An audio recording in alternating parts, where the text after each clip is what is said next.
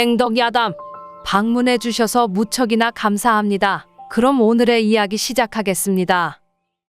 옛날 어느 마을에 서로를 진심으로 사랑하며 아끼는 젊은 양반 부부가 살고 있었다. 하지만 신분만 양반일 뿐 매일 끼니조차 걱정해야 할 만큼 집안 형편은 그리 좋지 않았다.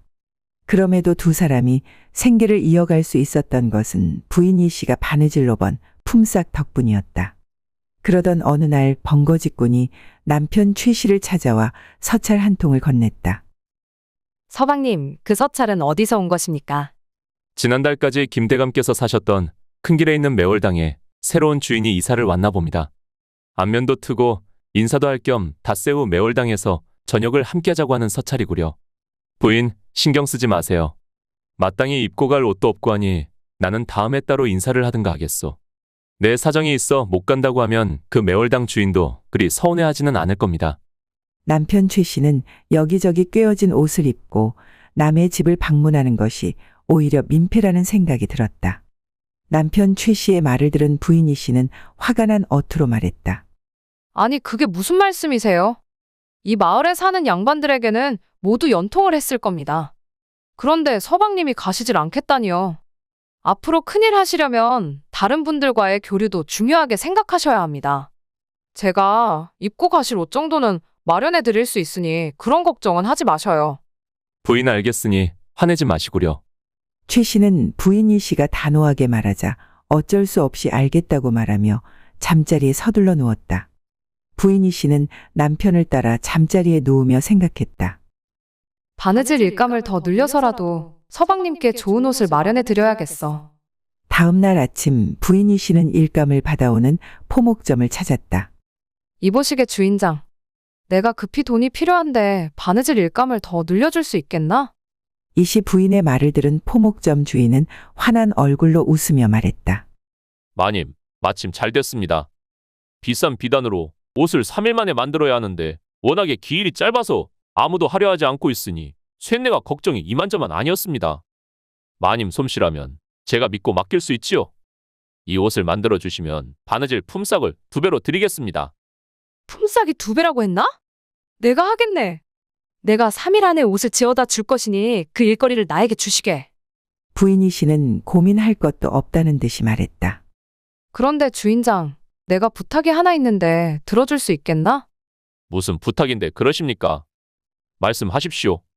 옷은 내가 차질 없이 꼭 기한 안에 완성시켜 가져올 것이니 품삯 대신 비단으로 미리 받을 수는 없겠나? 주인장은 잠시 고민하는 듯 하더니 이내 입을 열었다. 마님 솜씨야, 제가 잘 알지요. 그럼 이번만 먼저 품삯 대신 비단으로 드릴 테니 차질 없이 옷을 만들어 주셔야 합니다. 포목점 주인장은 이 씨의 바느질 솜씨가 마을에서도 으뜸이라는 것을 아주 잘 알고 있었다. 그리고 그녀의 고든 성품 또한 잘 알고 있었기에 흔쾌히 비단으로 품삯을 대신에 건네주었다. 주인장, 정말 고맙네. 내가 옷은 꼭 차질 없이 만들어 올 것이니 걱정 말고 있게나. 부인 이 씨는 주인장에게 비단을 받아 들고서는 콧노래를 흥얼거리며 가벼운 발걸음으로 돌아갔다. 주문받은 옷을 만들 비단과 함께 남편 최 씨의 옷을 만들 비단도 가져온 이 씨 부인은 3일 동안 밤낮으로 쪽잠을 자며 2벌의 옷을 완성했다. 그리고 다음 날 이 씨는 주문받은 옷을 들고 포목점을 찾았다. 어서 옷을 확인해 보시게. 고쳐야 할 부분이 있으면 내가 이 자리에서 바로 고쳐줌세. 마님 실력을 제가 모르는 것도 아니니 금방 훑어만 보겠습니다. 그때 한 사내가 포목점 주인에게 맡긴 옷을 찾으러 왔다며 가게 안으로 들어왔다. 주인장, 내 옷은 문제없이 완성되었겠지? 날이 오셨습니까? 포목점 주인은 그 사내에게 고개 숙여 인사를 하고는 부인 이 씨를 바라보며 말했다. 날이, 저분은 최 씨 집안댁의 마님이십니다. 이 마을에서 바느질 솜씨가 제일이시지요. 제가 저분께 날이 옷을 지어달라 부탁을 드렸습니다. 포목점 주인이 의시되며 사내에게 말하자 그 사내는 시끄럽다는 듯 인상을 찌푸리고는 이 씨 부인 쪽으로 시선을 돌리며 말했다. 어쩌다 양반댁 부인이 이런 일을 하시오? 이 씨 부인은 옆으로 돌리고 있던 고개를 그 사내 쪽으로 돌리며 단호하고 차분한 목소리로 말했다. 양반이라고 다 풍요로운 것은 아니지요. 그래도 어릴 적부터 바느질 재주는 있었던 터라 남에게 손 벌리지 않고 살고는 있습니다. 그러면 된 것 아니겠습니까? 사내는 이씨 부인이 고개를 돌리자 배곡같이 하얀 아름다운 얼굴에 놀랐다. 그리고 그녀가 말문을 열자 꾀꼬리처럼 맑고 고운 목소리에 또 한 번 놀라지 않을 수 없었다. 주인장, 나는 볼 일이 끝난 것 같으니 오늘은 이만 돌아가고 다음에 오겠네. 이씨 부인은 포목점 주인에게 인사를 하고 서둘러 집으로 돌아가며 생각했다. 저 사내는 인성이 좋지 못한 듯하니 서방님께 멀리하시라 전해야겠어. 그런데 어느 댁 사내지? 그걸 안 물어봤네. 부인이 씨는 그 사내의 말에 기분이 나빴는지 언짢은 생각이 들었다. 한편 그 사내는 포목점 주인에게 이씨 부인에 대해서 이것저것을 캐물었다. 그리고 더는 물어볼 것이 없자 집으로 돌아갔다. 그날 밤 매월당 주인 박가는 혼자 술을 마시며 생각에 잠겨 있었다. 아무리 술을 많이 마셔도 취하지를 않는구나. 그 부인의 얼굴이 떠올라서 도통 잠이 오질 않네. 이 긴 밤을 난 어찌해야 하는 거야? 매월당 주인 박가는 이씨 부인의 얼굴이 자꾸만 떠올라 이러지도 저러지도 못하고 있었다. 박가는 계속 생각나는 이씨 부인 때문에 뜬 눈으로 밤을 지새웠다. 그러다 문득 이씨 부인이 허름한 옷을 입고 있는 모습이 떠올랐다. 그래, 나는 돈을 많이 가지고 있지. 포목점 주인이 끼니 걱정을 할 정도로 그 집이 가난하다고 하던데. 이 세상에 돈으로 살 수 없는 것은 없어. 그 부인의 바깥 양반이 최가라 했지? 내일 그 최가란 놈이 오기로 한 날이니 유심히 잘 살펴봐야겠군. 양반도 돈으로 샀는데 그깟 양반 부인은 돈으로 못 사겠어? 이 시절 조선 사회에는 머리가 좋거나 기술이 좋은 평민이 농업과 상업의 발달로 부를 쌓아 신분 상승을 꾀했다. 권력에서 밀려나 벼슬을 하지 못하는 양반이 점차 늘어나고 나라에서는 부족한 재정을 메우기 위해 경제적으로 지위가 높아진 평민들에게 몰락한 양반들의 신분을 팔았다. 그로 인해 조선의 엄격했던 신분 질서가 무너지기 시작했다. 박가라는 사내 또한 농업으로 부를 쌓아서 양반 지위를 산 사람 중 하나였다. 다음 날이 되었다. 부인 이 씨가 준비해준 비단옷을 멀끔히 차려입고 남편 최 씨가 매월당을 찾았다. 매월당 대문에 들어서던 최 씨는 입이 쩍 벌어졌다. 매월당 정자에는 술과 음식이 상다리가 부러질 정도로 넘쳐나게 차려져 있었고 매월당 안의 풍경은 너무나 화려했기 때문이었다. 최 씨는 매월당의 새로운 주인 박가가 얼마나 엄청난 부자인지 한눈에 알 수 있었다. 하인 만석이가 매월당 주인 박가에게 최 씨가 왔음을 알려주었다. 최 씨는 매월당 주인인 박가에게 인사를 하기 위해 다가갔다. 이렇게 초대해 주셔서 무척이나 감사합니다. 우리 마을에 오셨으니 앞으로 좋은 인연이 되었으면 좋겠습니다. 매월당 주인 박가는 사람 좋은 척 최 씨를 반갑게 맞이했다. 그리고 최 씨와 술을 함께 마시는 중에도 최 씨의 말을 경청하듯 호응해주고 최 씨의 기분을 맞추며 후하게 대접했다. 잠시 후 두 사람은 벗이 되기로 약조를 하고는 기분 좋게 헤어졌다. 최 씨를 배웅하던 박가는 최 씨의 모습이 보이지 않을 때까지 대문 앞에 서서 지켜보다 하인 만석이를 큰 소리로 불렀다.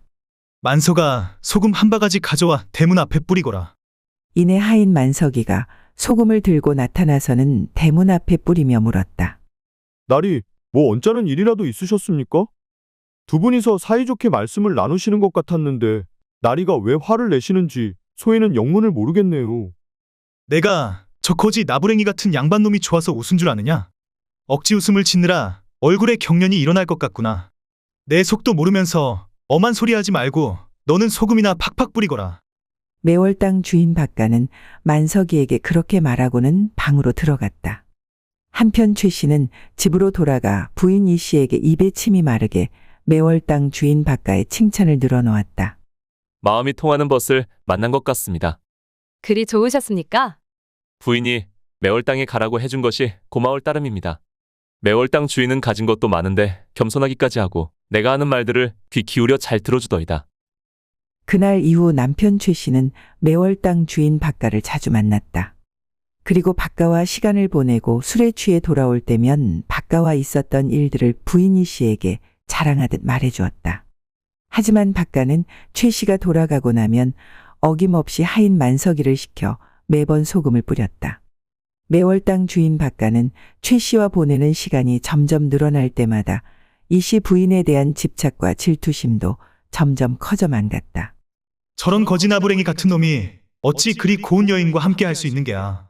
무슨 술을 내든가 해야지. 내가 속이 시끄러워 제명에 못 살 것 같구나. 며칠 후 박가와 최 씨가 매월당 정자에 앉아 술잔을 기울이고 있었다. 그런데 최 씨가 근심이 가득한 얼굴을 하고 한숨을 쉬자 박가가 말문을 열었다. 자네 무슨 근심거리라도 있는가? 괴념치 말게 별일 아닐세. 별일 아닌 것이 아닌 것 같아 하는 말이네. 내게 말해보게. 우리가 벗이 된 지는 비록 얼마 되진 않았으나 서로의 고심을 털어놓을 정도는 되지 않는가? 자네는 내가 미덥지 못한 것인가? 자네가 미덥지 못해서 그러는 것이 아니네.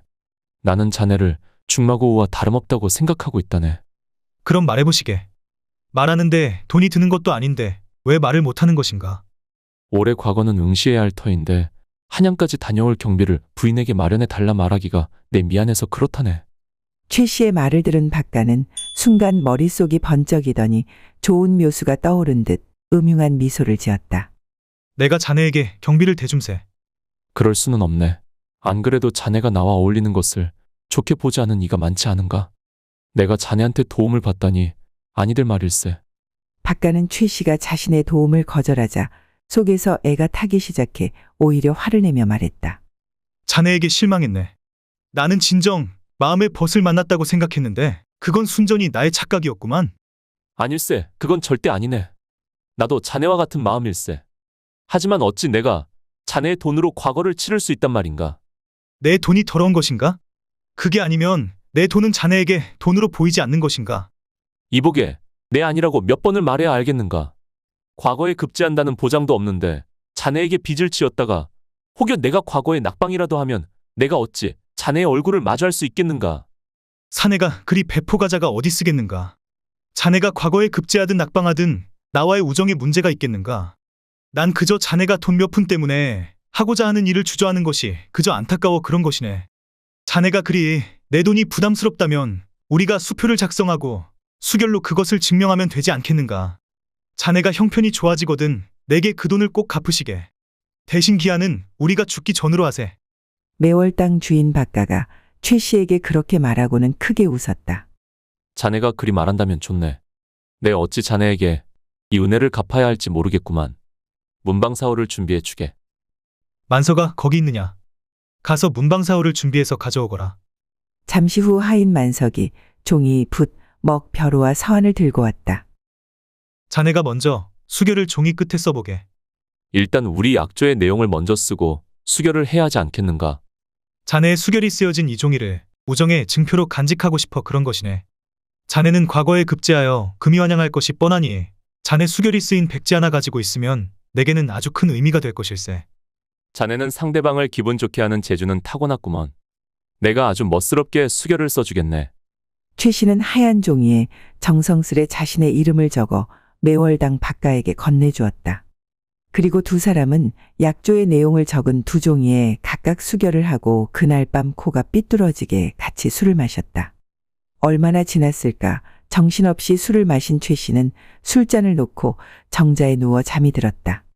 잠이 든 최 씨를 내려보던 박가는 음흉한 미소를 지으며 하인 만석이를 불렀다. 오늘은 직접 내가 저놈을 집에 데려다 줘야겠으니 저놈을 깨워 앞장서거라.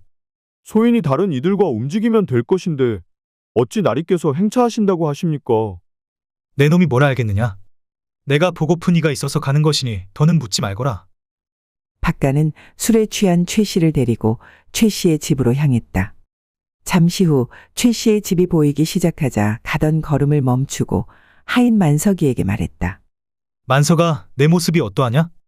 예? 어떠냐니요? 평소랑 똑같으신데요. 이때 남편 최 씨가 돌아오길 기다리며 마당 구석에서 정화수를 떠놓고 치성을 드리고 있던 부인 이 씨가 쌀이 울타리 너머로 들려오는 사내들의 대화 소리를 그 자리에 서서 듣고 있었다. 아이고 답답한 놈. 내가 물을 놈한테 물어야지. 주인 나리께서야 아주 잘생기셨지요. 내 놈이 봐도 내가 저 거지나부랭이 최 씨보다 훨씬 더 잘생겼지? 당연한 말씀을 하십니다. 최 시나리는 후줄근하니 저와 같은 청것이랑 비교해야 맞지요. 주인이 좋아할 말만 골라 말하며 만석이가 바가의 비위를 맞추고 있는 그때 쌀이울타리를 사이에 두고 그 대화들을 듣고 있던 이씨 부인은 당장이라도 쫓아가 화를 내고 싶은 심정이었다. 내 님이 바로 이 앞에 있겠구나. 드디어 이 집도 오늘이면 끝이네. 님이라니요? 머지않아 보게 될 것이야. 내 놈이 앞으로 안방마님이라고 부르게 될 여인 말이다. 박가가 중얼거리듯 말하고는 희죽희죽 웃으며 빠른 걸음으로 걸어가 최가의 집사리 문을 열며 말했다. 안에 계십니까? 박가의 목소리를 듣고 부인 이씨가 나와 물었다. 리신지요. 바깥분을 데리고 왔습니다. 박가는 그토록 그리워하고 보고 싶어 했던 이씨 부인이 나오는 모습을 하나라도 놓칠까 두 눈을 크게 뜨고 있었다. 이씨 부인이 자신의 앞까지 오는 모습을 지켜보며 박가는 야릇한 표정을 지었다. 이씨 부인은 흐릿한 달빛에 보이는 박가의 얼굴을 보고 흠칫 놀랐다. 야릇한 표정을 짓고 있는 사내의 얼굴을 보고 섬뜩함에 놀란 것도 있지만 문 앞에 서 있는 박가가 포목점에서 만났던 그 기분 나쁜 사내임을 알아본 것이었다. 아, 전에 포목점에서 배웠던 분이시네요. 박가는 부인 이 씨의 말을 듣고도 처음 보는 사람인 것 마냥 말을 했다. 저를 만나신 적이 있으십니까? 저는 처음 뵙는 것 같은데요. 이 씨 부인은 화가 난 마음이 겉으로 드러나지 않도록 애써 침착한 표정을 유지하려고 노력했다. 그러십니까? 제가 사람을 착각했나 봅니다. 제 서방님과는 어떤 사이이신지요? 인사가 늦었습니다. 매월당 주인 박무식이라 합니다. 바깥분하고는 벗으로 지내고 있습니다. 아, 그러셨군요. 서방님께 말씀 많이 들었습니다. 저희 서방님은 어디 계시나요? 제 아인이 지금 부축해 오고 있으니 곧 당도할 것입니다. 박가가 말을 마치고 얼마 지나지 않아 하인 만석이가 최 씨를 부축해서 들어왔다. 부인께는 죄송하게 됐습니다. 오늘 이 친구와 좋은 일이 있어서 한두 잔 마시다 보니 어느새 이 친구가 술에 취했지 뭡니까? 아닙니다. 죄송하다니요. 오히려 제가 감사를 드려야죠. 서방님을 여기까지 모시고 와주셔서 감사드립니다.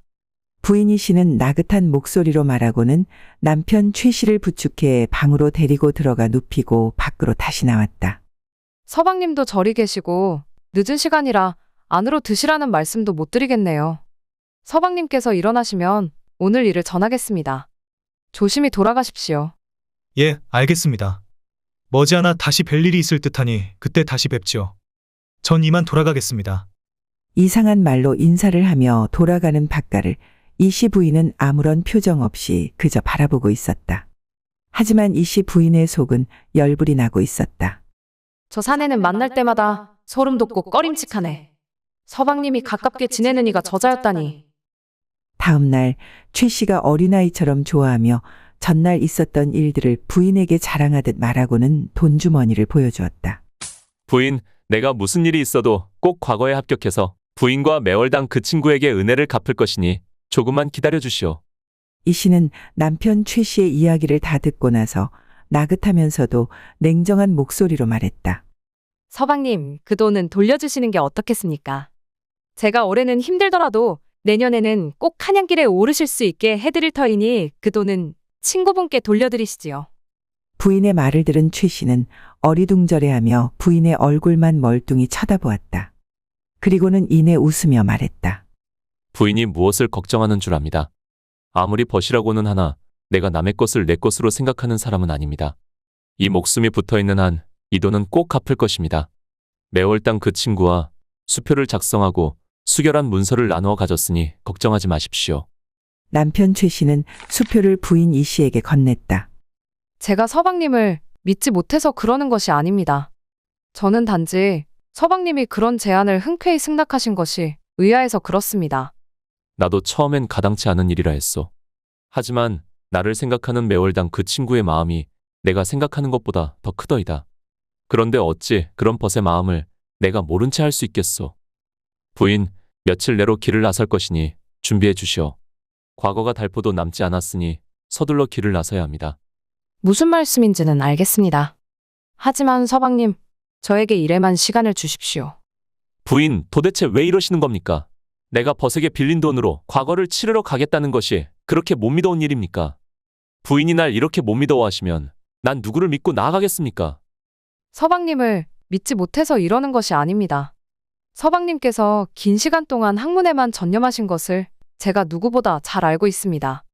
그런데 제가 어찌 서방님을 못 믿어 하겠습니까? 하지만 어떤 일이든 서두르면 탈이 나는 법입니다. 저를 봐서라도 이래 동안만 뒷산에 있는 암자에서 서책을 조금 더 보시다 과거를 보러 가시지요. 이래가 지나면 서방님이 한양으로 떠나신다 하시더라도 더는 잡지 않겠습니다. 도대체 왜 이러는 겁니까? 부인답지 않네요. 정녕 제 청을 들어주시지 않으실 겁니까? 부인 이 씨가 평소와 다르게 강하고 단호히 말하자 남편 최 씨는 마지못해 그리하겠다고 대답했다. 그럼 이래 동안만입니다. 정말 시간이 촉박하여 그러는 겁니다. 그때 돼서 다른 말씀을 하시면 아니 됩니다. 알겠습니다. 뒷산 암자에는 제가 먼저 가서 말해놓을 테니 서방님께서는 어서 채비를 하시고 오늘 오후에라도 암자로 들어가 계시지요. 부인은 서둘러 뒷산 암자에 올라 스님께 사정을 말하고는 내려와 일거리를 받아오던 포목점으로 향했다. 이복에 주인 있는가? 많이 모셨습니까? 일거리를 받으러 들리신 건가요? 그래, 일거리를 받으러 왔다네. 오늘 우리 서방님께서 한양으로 과거를 보기 위해 떠나신다고 하시니 내가 서방님 안 계시는 동안이라도 일을 더 해야 하지 않겠는가? 드디어 최 씨 나리가 한양으로 가시는군요. 좋은 소식이 분명히 있을 겁니다. 그래, 나도 그리 믿고 있다네. 일감을 받은 이 씨 부인은 포목점을 나와 만나는 사람마다 남편 최 씨가 한양으로 오늘 떠난다는 말을 흘리고 다녔다. 집으로 돌아온 이 씨 부인은 남편 최 씨에게 말을 했다. 곧장 암자로 가지 마시고 시전을 지나 멀리 돌아서 뒷산 암자로 가주셔야 합니다.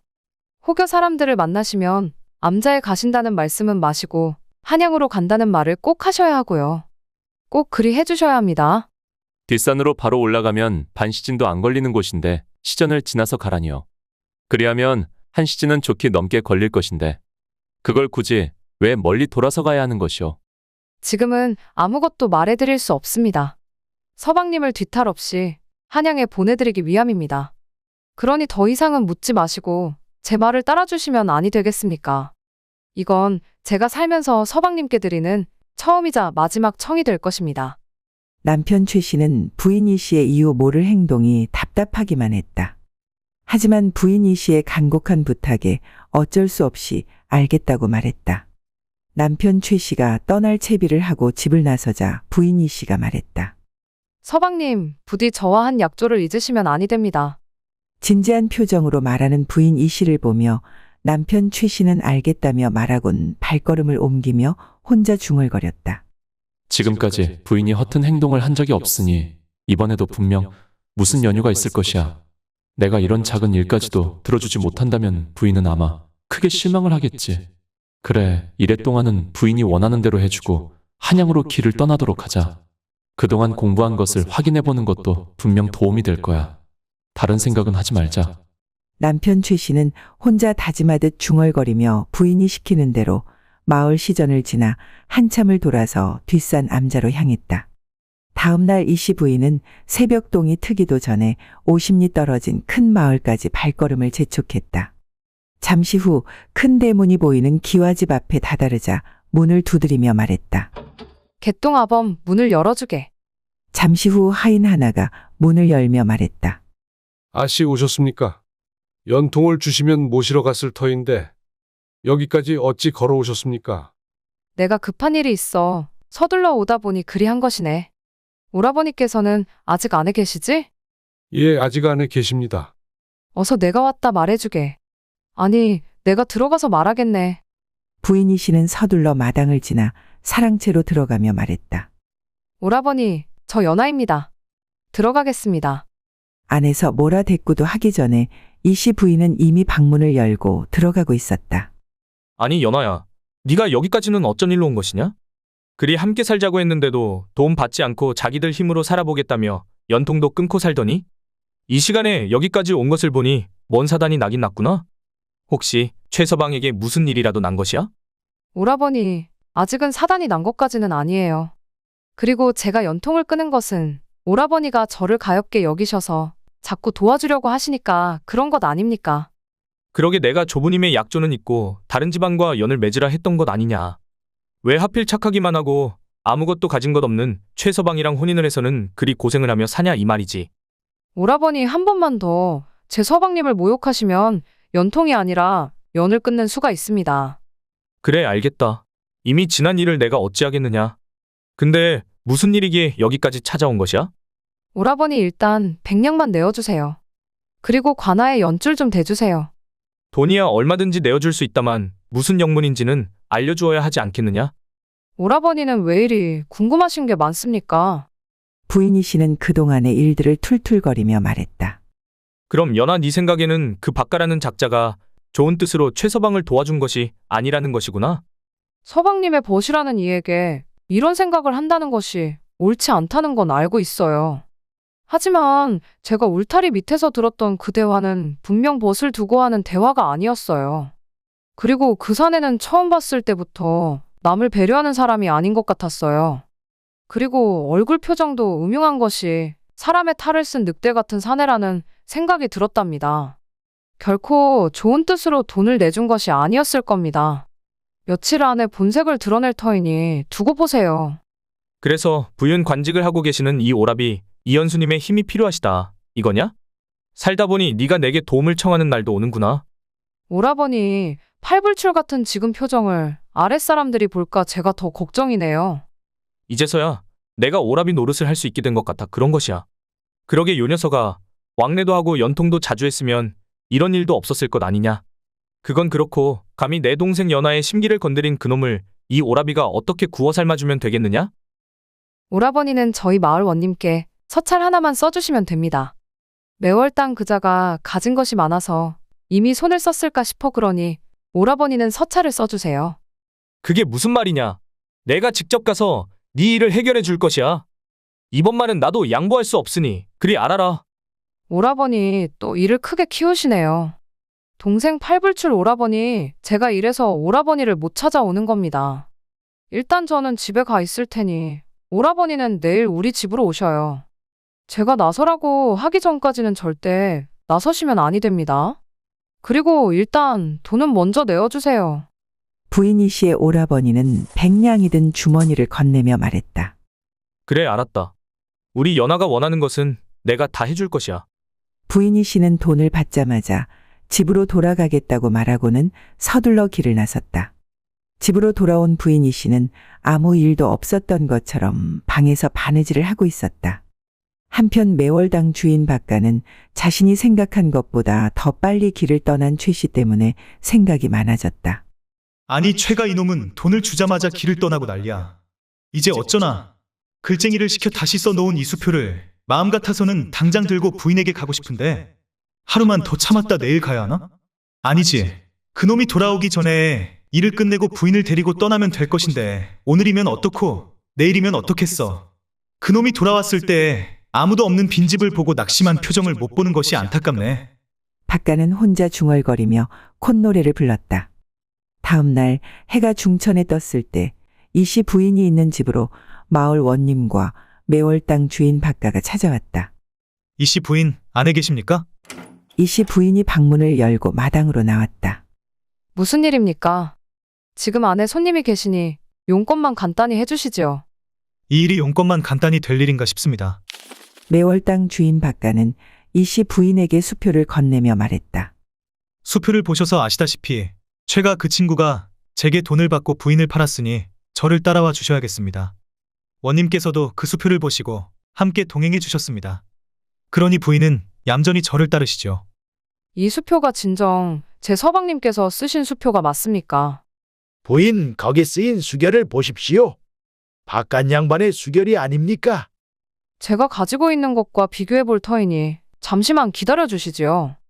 부인이 씨는 자신의 품속에 있던 남편 최 씨에게 받은 수표를 꺼내어 보면서 헛기침을 3번 했다.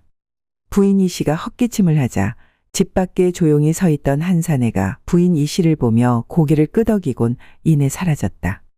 이 수결은 제 서방님께서 한 것이 맞는 것 같습니다. 당연하지요. 그 친구가 제 앞에서 직접 한 것이니 말입니다. 그럼 부인은 이제 저를 따라오시면 되겠습니다. 하지만 제가 당신을 따라갈 수는 없습니다. 분명 제 서방님께서는 수표는 2장을 똑같이 써서 매월당 주인과 한 장씩 나누어 가졌다 하셨습니다. 서방님께서 가지고 있는 수표는 제가 가지고 있는 이것이고요. 그게 무슨 말입니까?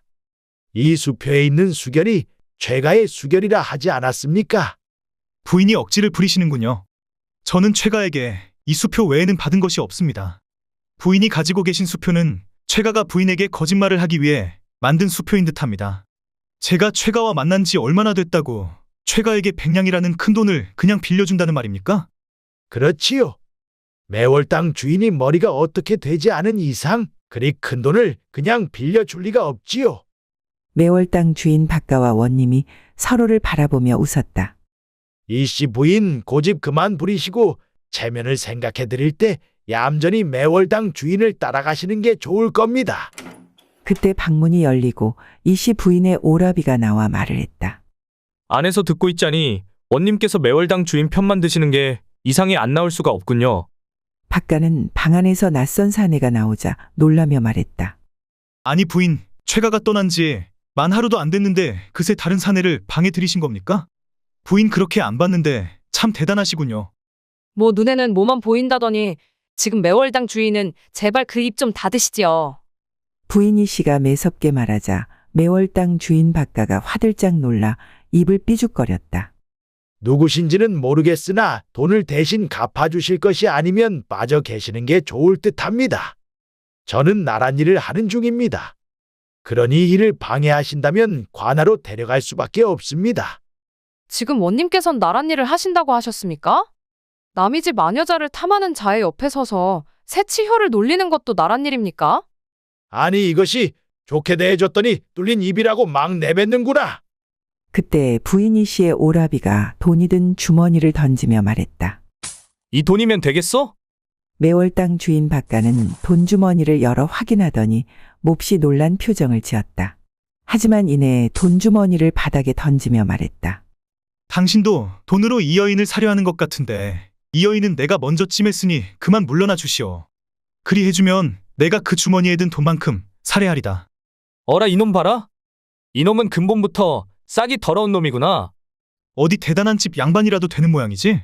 니놈이 지금 원님 앞에서 횡포를 부리는 것이냐? 원님, 저놈을 좀 어찌 해주십시오. 그때 마당으로 풍채 좋은 사내와 남편 최 씨가 허겁지겁 뛰어들어왔다. 부인 괜찮은 것이요? 내 오면서 상황은 들어 알고 있소. 저는 괜찮아요. 오라버니께 인사하시지요. 소인 최창수가 부윤 이현수님을 뵙습니다. 나으리 그동안 강경하셨는지요? 우리 사이에 절차는 그만두게. 자네 이번에 사고를 제대로 쳤더구만. 죄송합니다. 제가 부족해 이런 일이 생겼습니다. 매월당 주인 박가와 원님은 남편 최 씨의 등장도 당황스러웠지만 같이 있던 사내가 부윤 이현수임을 알게 되자 너무 놀라 아무 말 없이 가만히 서 있기만 했다. 잠시 후 고을원이 정신을 차리고 말을 했다. 부윤 나으리 미리 언지를 해주셨으면 이런 결례는 없었을 것인데요. 소인은 그저 박가가 함께 가달라고 해서 이 일이 올바른 일인지를 확인하러 왔을 뿐입니다. 내가 나임을 밝히지 않은 것이 문제였는가? 지금 내 놈들이 내 여동생을 가지고 파란내 산내하는 것으로 문제를 삼은 것 같은데 내가 알고 있는 것이 맞는가? 부윤 이윤수의 말을 들은 최 씨가 놀라며 말을 했다. 아닙니다. 제가 부인을 팔다니요. 제가 과거를 보기 위해 매월당 저자에게 돈을 빌린 것은 사실입니다. 하지만 그 돈은 저자가 저를 친구로 생각해서 쓰임새 있게 돈을 쓰고 싶다 하여 억지로 받은 것이었습니다. 그리고 그 돈을 그냥 받을 수 없던 저는 같은 내용의 수표를 2장을 쓰고 박가와 한 장씩 나눠 가졌습니다. 그 돈은 기한이 없이 제가 형편이 되는 대로 갚기로 약조하고 받은 돈입니다. 지금 이 사람의 말에 거짓이 있다면 매월당 주인 박가가 말해보게. 박가는 아무 말 없이 고개만 숙이고 안절부절 못하고 있었다. 그때 하인 만석이가 앞으로 나서며 말했다. 최 씨 나리의 말이 다 사실입니다요. 저 가짜 수표는 주인 나리가 저한테 시켜서 제가 글쟁이한테 받아온 가짜 수표입니다. 솔직히 말했으니 살려주십시오. 고을 원께서는 지금 이 이야기를 다 듣고 어찌 생각하시오? 예, 제가 이놈들을 강상제로 크게 다룰 것입니다. 그러니 걱정하지 마십시오. 내가 진정 아무 걱정 없이 돌아가도 되겠습니까? 당연하지요. 무슨 일이 있어도 이놈들을 제가 엄하게 벌할 것입니다. 그럼 고을 원께서 확실하게 처리해 주리라 내 믿고 있겠소. 원님은 매월당 박가와 하인 만석이를 데리고 발에 불이 나게 사라졌다. 이제 일도 잘 마무리된 듯하니 어서 밥이나 들자꾸나. 시장에 죽겠다. 오라버니는 이 큰일을 겪고도 밥이 생각나시나 봐요. 이 동생 걱정은 안 되시는 거예요? 나도 있고 네 서방도 멀지 않은 곳에 잘 숨겨둬 놓고는 무슨 말을 하는 거야? 네 앞에서 이 오라비의 멋진 모습을 보여주고 싶었는데 너무 싱겁게 끝나서 생색낼 것도 없구나. 그러니 어찌하냐? 밥이라도 잘 먹어야지. 세 사람은 없는 찬이었지만 늦은 저녁을 맛있게 먹었다. 다음 날 남편 최 씨는 한양으로 길을 떠났다. 그리고 달포 뒤 임금님 앞에서 치르는 어전시 문과에 장원급제하여 관리로서 관직을 받고 한양으로 거처를 옮겨 부인 이 씨와 행복하게 살았다고 한다. 옛날 한양 동촌에 금실이 좋기로 소문난 노부부 남편 이규원과 부인 김명선이 살고 있었다. 남편 이규원은 가난한 양반 가문의 외동아들로 태어났으나 일찍 부모를 여의고 5살이라는 어린 나이에 고아가 되고 말았다. 어린 나이에 조실부모한 이규원을 불쌍히 여겨 아버지의 친구, 지금의 장인어른이 그를 거두었다. 장인은 이규원을 친자식처럼 보살피고 학문도 가르쳤다. 그리고 이규원이 장성한 후에는 그의 성품만을 보고 자신의 귀한 딸인 김명선을 배필로 맺어주었다. 아내 김명선은 예쁘고 단아했으며 성품이 착하고 현명한 여인이었다. 두 사람은 부부의 연을 맺은 후 한양에 다 쓰러져 가는 집을 얻고는 새빵살이를 시작했다. 김명선은 남편 이규원에게 집안 살림은 자신이 알아서 해볼 테니 학문에만 열중하라 하고는 남의 집에서 일해주고 받은 품삯과 바느질로 번 품삯으로 근근히 생계를 꾸려나갔다. 이를 안타깝게 여긴 친정에서 도움을 주고자 명선이를 몇 번이나 찾아왔지만 명선이는 친정의 도움을 한사코 거절했다. 한양에 올라온 지 얼마 지나지 않아 부부 사이에 아들이 태어났다. 그리고 그 다음 해에 딸이 태어났다. 여전히 살림은 가난했지만 명선이는 불평 한마디 없이 남편을 뒷바라지했다. 명선이가 지극정성으로 남편을 뒷바라지한 덕분에 이규원은 한양에 올라온 지 5년 만에 과거 시험에 장원 급제를 했다. 그때부터 이규원의 앞날은 순탄대로였다. 예문관, 홍문관을 거쳐 판서직을 지냈고 인물됨은 물론 문장과 신망까지도 뛰어나 많은 사람들이 이규원을 존경하고 따랐다. 부부의 두 자녀도 장성하여 좋은 짝을 만나 행복한 가정을 꾸렸고 남편 이규원과 부인 김명선은 자신들이 좋아하는 일들을 하며 평온한 노후를 보내고 있었다. 부인 그 책을 다 외우실 작정입니까? 어찌 매일 같은 책만 보시는 것 같소? 아니면 혹시 읽는 흉내만 내고 있는 것이오? 이규원이 출타하기 전 부인이 책을 읽고 있는 정자에 들러 말을 걸었다. 무슨 말씀이세요? 매일 새로운 책을 읽느라 시간이 가는지도 모르는데요. 대감께서 실없는 농을 하시는 걸 보니 저를 놀리시는 일이 재미나시는가 봐요. 뭐라고요? 부인 나이 드시더니 어린아이처럼 짓궂은 장난도 치시는 겁니까? 이제 보니 제가 책 읽는 걸 방해하려고 하시는 거군요. 출타하신다 하셨잖아요. 전 책을 마저 보고 있을 테니 어서 다녀오셔요. 알았소, 그러시구려. 나는 장대감을 만나고 오리다. 이규원이 나가고 부인 명선이 홀로 책을 보며 중얼거렸다. 나이가 들어 눈이 잘 안 보이시나? 어제와 다른 책을 보고 있는데 왜 그런 실없는 농을 하시는 건지 모르겠네. 아, 바람이 시원하게 부니 좋구나. 명선은 바람이 솔솔 불어오자 지그시 눈을 감고 바람을 느꼈다. 잠시 후 명선이 감았던 눈을 뜨고 말했다. 막순아, 이리 와보거라. 하인 막순이가 명선이 목소리를 듣고는 다가와 말했다. 마님, 쇳내 찾으셨어요? 막순아, 바람이 참 좋구나. 대감께 가서 바람이 참 좋으니 이곳 정자에 오셔서 다과를 함께 드시지 않으시겠냐고 여쭈어보고 오거라. 마님, 대감마님께서는 출타하셨는데요. 마님과 함께 계시다가 조금 전에 나가신 것 아니셨어요? 아니, 이곳에 들리시지는 않으셨어. 항상 어디를 가시면 내게 어디를 가시는지 말해주고 가셨는데 오늘은 그냥 가셨네. 바쁜 일이 있으셨나? 알았으니 막순이 너는 가서 내 볼일을 보거라. 다음 날 명선이 쉬고 있는 안채에 남편 이규원이 찾아와 말을 건넸다. 부인, 며칠 후에 사당패가 장에 온다고 하는데 나와 함께 구경 가지 않겠소? 아직도 사당패가 그리도 좋으세요?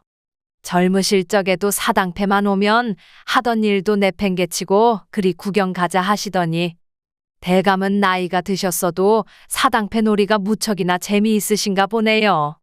재미있는 것에 나이가 무슨 상관입니까? 나는 그들이 참 부럽고 좋습니다. 세상을 누비는 자유로운 새처럼 보이지 않습니까? 그래요, 같이 가요. 원우와 원애도 같이 가면 참 좋아하겠네요. 부인, 무슨 말씀을 하시는 게요? 자식들에게 같이 사당패를 보자고 그 먼 길을 오라 할 수는 없는 것이지 않습니까? 서방님이야말로 무슨 말씀이세요? 저는 그저 같이 가면 좋을 것 같다는 말을 한 겁니다. 내가 듣는 것도 잘 못하는 거 보니 나이가 들긴 들었는가 봅니다. 오늘은 명화관에서 벗들과 저녁을 먹고 올 터이니 그리 알고 계시구리야. 이규원은 너스레를 떨며 웃고는 돌아갔다. 부인 명선은 남편이 돌아가고 한동안 멍하니 앉아만 있었다. 잠시 후 저녁 시간이 되자 막순이가 석반을 들고 들어와 내려놓고는 말을 했다. 마님 식사하세요. 오늘은 국이 아주 맛있게 끓여졌네요. 그래, 대감께서도 아주 좋아하시겠구나. 대감마님께서는 오늘 저녁은 밖에서 해결하시고 오신다고 하셨어요. 그리고 마님, 며칠 후 장터에 사당패들이 온다고 하네요. 그거 잘 됐구나. 대감께서 사당패 놀이를 무척이나 좋아하시니 함께 보러 가자고 말해야겠어. 다음 날 아침 막순이가 조반상을 들고 안방으로 들어오며 말했다. 마님, 대감마님께 사당패 이야기는 하셨어요? 아, 맞다. 사당패가 온다고 했었지. 어제 대감이 들어오시면 내 말한다는 것을 깜빡하고 있었구나. 아침을 먹고 대감께 가서 말해야겠다. 명선은 서둘러 아침을 먹고는 남편 이규원이 있는 사랑채로 발걸음을 옮겼다. 때마침 이규원이 부인 명선을 만나기 위해 마당에 나와 있었다. 대감, 어인일로 나와 계십니까? 부인, 아침부터 내 얼굴이 보고 싶어 발걸음을 하신 겁니까? 요즘 들어 부쩍농을 자주 하시네요.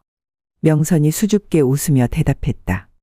나도 부인이 보고 싶어서 부인을 보러 가기 위해 나섰는데 부인이 내 앞에 나타난 것을 보니 기분이 좋아 그러는 게 아닙니까? 나이가 환갑이 훌쩍 넘은 두 사람이었지만 서로를 바라보는 시선은 여전히 따뜻했다. 대감께서 좋아할 만한 소식이 있습니다. 부인이 제 눈앞에 있는 것보다 더 좋은 일이 있단 말입니까? 저를 약 올리시는 것은 이제 그만하세요. 그런데 대감, 며칠 후 사당패가 온답니다. 막순이가 장터에 나갔다가 들었다고 하네요.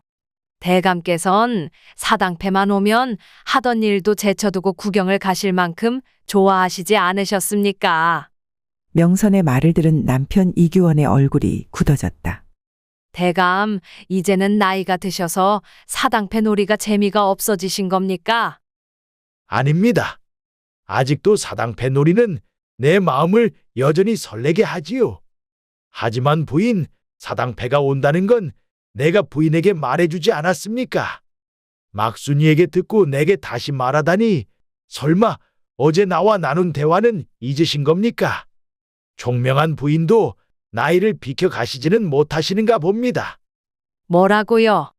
명선은 남편 이규원의 얼굴을 그저 멀뚱히 바라만 보고 있었다. 심란한 명선의 마음을 알 리 없는 남편은 부인 명선을 약올리는 것이 재미있는 일인 것처럼 입을 열었다. 원호와 원애도 오라고 할까요? 그 아이들에게 사당패 놀이를 보기 위해 이 먼 곳까지 오라고 할 수는 없는 일 아닙니까? 명선의 대답을 들은 남편 이규원은 장난기 가득한 얼굴로 말했다. 어제는 아이들을 오라고 하시지 않았습니까? 명선은 남편의 말을 듣고는 가슴이 두근두근 심하게 떨렸다. 행여나 남편에게 들킬까 서둘러 돌아가겠다고 말하고는 안채로 돌아와 생각에 잠겼다. 도대체 나한테 무슨 일이 일어난 거지? 내가 왜 이러는 것이야? 아버님, 어머님, 아무래도 저에게 무슨 일이 일어나고 있는 듯합니다. 저는 어찌해야 하나요?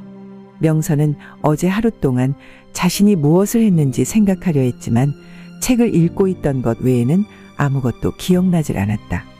명선은 점점 무서운 마음이 들기 시작했다. 한참을 생각에 잠겨있던 명선은 막순이를 불렀다. 마님, 찾으셨습니까? 너는 지금부터 내가 묻는 말에 솔직히 대답해야 한다. 마님, 왜 그러세요? 무슨 일 있으셨어요? 막순이 네가 보기에 요즘 내 행동이 좀 이상하지는 않았니? 쇳내는 마님이 무슨 말씀을 하시는 건지 잘 모르겠네요. 내가 서책을 사기 위해 시전에 사람을 보내거나 직접 간 적이 있었니? 마님께서 새 책을 찾으신 지는 달포가 넘은 듯합니다. 그럼 그 전에 책을 구할 때 내가 여러 권을 샀었니? 아니요, 여러 권을 사시지 않았어요. 마님은 책 한 권을 다 읽으셔야 다른 책 한 권을 사시잖아요. 명선은 점점 더 불안한 마음이 들었다. 그럼 사당패가 온다는 것은 나에게 언제 말해주었니? 어제 저녁상을 올릴 때 말씀드렸습니다. 그리고 국이 맛있게 됐다고 말씀드렸더니 대감마님과 함께 드시겠다고 하셨잖아요. 그래서 쇳내가 대감마님은 밖에서 드시고 오신다 하셨다고 말씀을 드린 뒤 사당패가 온다는 걸 그 뒤에 말씀을 드렸습니다. 대감께서 출타하실 때는 내게 꼭 말하시곤 하셨는데 내가 밥을 같이 먹겠다 했단 말이니? 예, 그 전날은 대감마님께서 나가시고 난 뒤 바람이 좋으시다며 대감마님과 다과를 들겠다고 하신 적도 있습니다. 막순이의 말을 들은 명선은 한참을 아무 말이 없었다. 막순이 너는 지금부터 한시라도 나에게 눈을 떼지 말도록 하거라. 대감과 나눴던 대화나 읽었던 책을 다시 읽는 모습을 보이면 내게 바로 말해주거라. 너와 내가 오늘 나누었던 대화는 대감께는 비밀로 해야 할 것이야. 마님, 무엇 때문에 그러세요? 쇳내 겁이 나려 합니다. 아직은 확실치 않으니 막순이 너는 내 일거수일투족을 잘 살펴야 한다. 막순이가 어리둥절해하며 돌아가자 명선은 불안한 마음에 서둘러 의원 집으로 향했다. 이복의 의원, 낮에 한 말들을 저녁에 잊어버리거나 읽었던 책을 매일 새 책을 보는 것처럼 재미난 듯이 보고 있는데 도대체 이것이 왜 그러는 것인가? 그런 증상들을 주변에서 알아챌 정도입니까? 그렇다네. 아무래도 매병이 의심됩니다. 매병이라니? 정령 매병이란 말인가? 진맥 한번 잡아보지도 않고 어찌 그리 말을 하는 겐가? 매병은 맥을 잡지 않아도 알 수 있습니다. 그저 상태만 보아도 알 수 있는 병이지요. 어제보다 오늘 증상이 더 드러날 것이고 내일은 더 많이 드러날 것입니다. 기력이 쇠약해져 한시적으로 그런 증상들이 나올 수도 있는 것 아닌가? 약으로 고칠 수는 있겠는가? 기억력 향상에 도움이 되는 총명탕을 지어드리겠습니다. 꾸준히 복용하시면 악화되는 것을 늦추는데 도움이 될 것입니다. 약을 쓰더라도 고작 악화를 늦추는 것이 다란 말인가? 명선은 하던 말을 멈추고 잠시 생각에 잠겼다. 그리고 이내 힘없는 말투로 의원에게 물었다. 그럼 앞으로 나는 어떻게 되는 건가? 기억력이 감퇴하고 말하는 것 또한 지금보다는 현저히 불편해지실 겁니다. 그리고 점차 일상생활도 혼자서 하시기는 힘드실 수 있습니다. 노망이 나는 것이니 점점 바보가 되는 것이 당연한 것이겠지. 매병은 장수하신 분들께 주로 나타납니다. 마님께선 환갑을 훌쩍 넘으셨으니 세월의 뒷면 같은 병이라 생각하시고 주변 분들에게 알리셔야 합니다. 이 병은 혼자서 아프다고 괜찮아지는 병이 아닙니다. 그러니 주변에 꼭 알리셔서 도움을 받으셔야 합니다. 알겠네. 내 사람을 보낼 테니 약을 지어 보내주시게. 내가 알아서 할 터이니 내 병에 대해선 함고해 주시게. 알겠습니다. 최대한 빨리 약을 지어서 보내드리겠습니다. 오후에 사람을 보내십시오. 의원 집을 나온 명선은 다리에 힘이 빠져 한참을 의원 집 대문 밖에 서서 움직이지 못했다. 잠시 후 겨우 집으로 돌아온 명선은 방에서 한없이 눈물을 흘리며 중얼거렸다. 부처님, 이 병은 제게는 너무 큰 벌입니다. 제가 무엇을 잘못한 것입니까? 남들보다 조금 더 산 것이 잘못이라면 이 목숨 데려가시고 이런 무서운 형벌은 부디 거두어 주시길 부탁드립니다. 간곡히 청합니다. 이 병만은 절대 안 됩니다. 한참을 울다가 잠이 든 명선은 막순이가 석반을 들고 오는 소리에 잠에서 깼다. 마님, 석반 드셔야지요. 입맛이 없구나. 마님, 어디 편찮으신 데 있으세요? 의원이 심부름꾼을 통해 약을 보내와서 받아두기는 했는데요. 그 심부름꾼이 아침 저녁으로 꼭 드셔야 한다고 마님께 전하라 했습니다. 명선이 아무것도 모르는 것처럼 매우 놀라며 말했다. 의원이 내게 약을 보냈다고? 대감께서 보냈다고 하더냐? 마님께서 낮에 의원을 찾아가셨잖아요. 마님, 도대체 왜 그러시는 거예요? 쇳내, 이제 무섭기까지 합니다. 내가 의원을 찾아갔다고? 내가 아픈 곳이 없는데 왜 의원을 찾아가? 막순이는 아침에 있었던 일들을 명선에게 차근차근 설명해 주었다. 내가 그랬단 말이지. 오늘 아침부터 내가 뭘 했는지 차분히 하나씩 생각을 좀 해봐야겠다. 명선은 잠시 생각에 잠겨 오늘 있었던 일들을 떠올리려 노력했다. 잠시 후 명선의 큰 두 눈에 눈물이 고이더니 명선의 입에서 작은 소리가 들려왔다.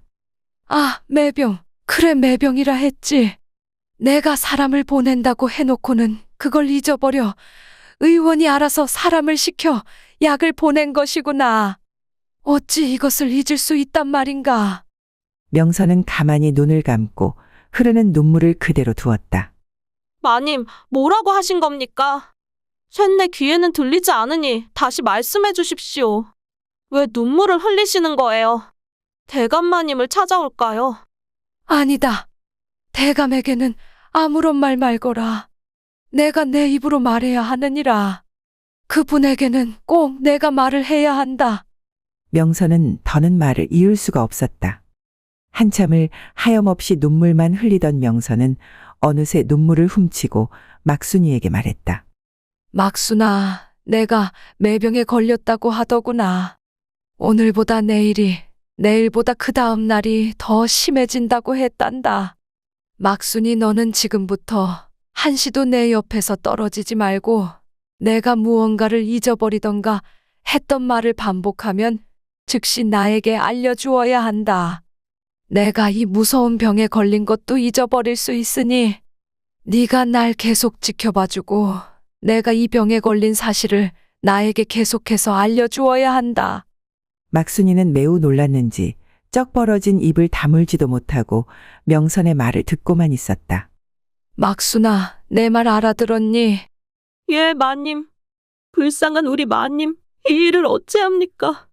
대감에게는 내가 상황을 봐서 말씀드릴 터이니 너는 그 입을 다물어야 할 것이야. 예, 마님, 그리하겠습니다. 대답하는 막순이의 눈에도 어느새 눈물이 흐르고 있었다.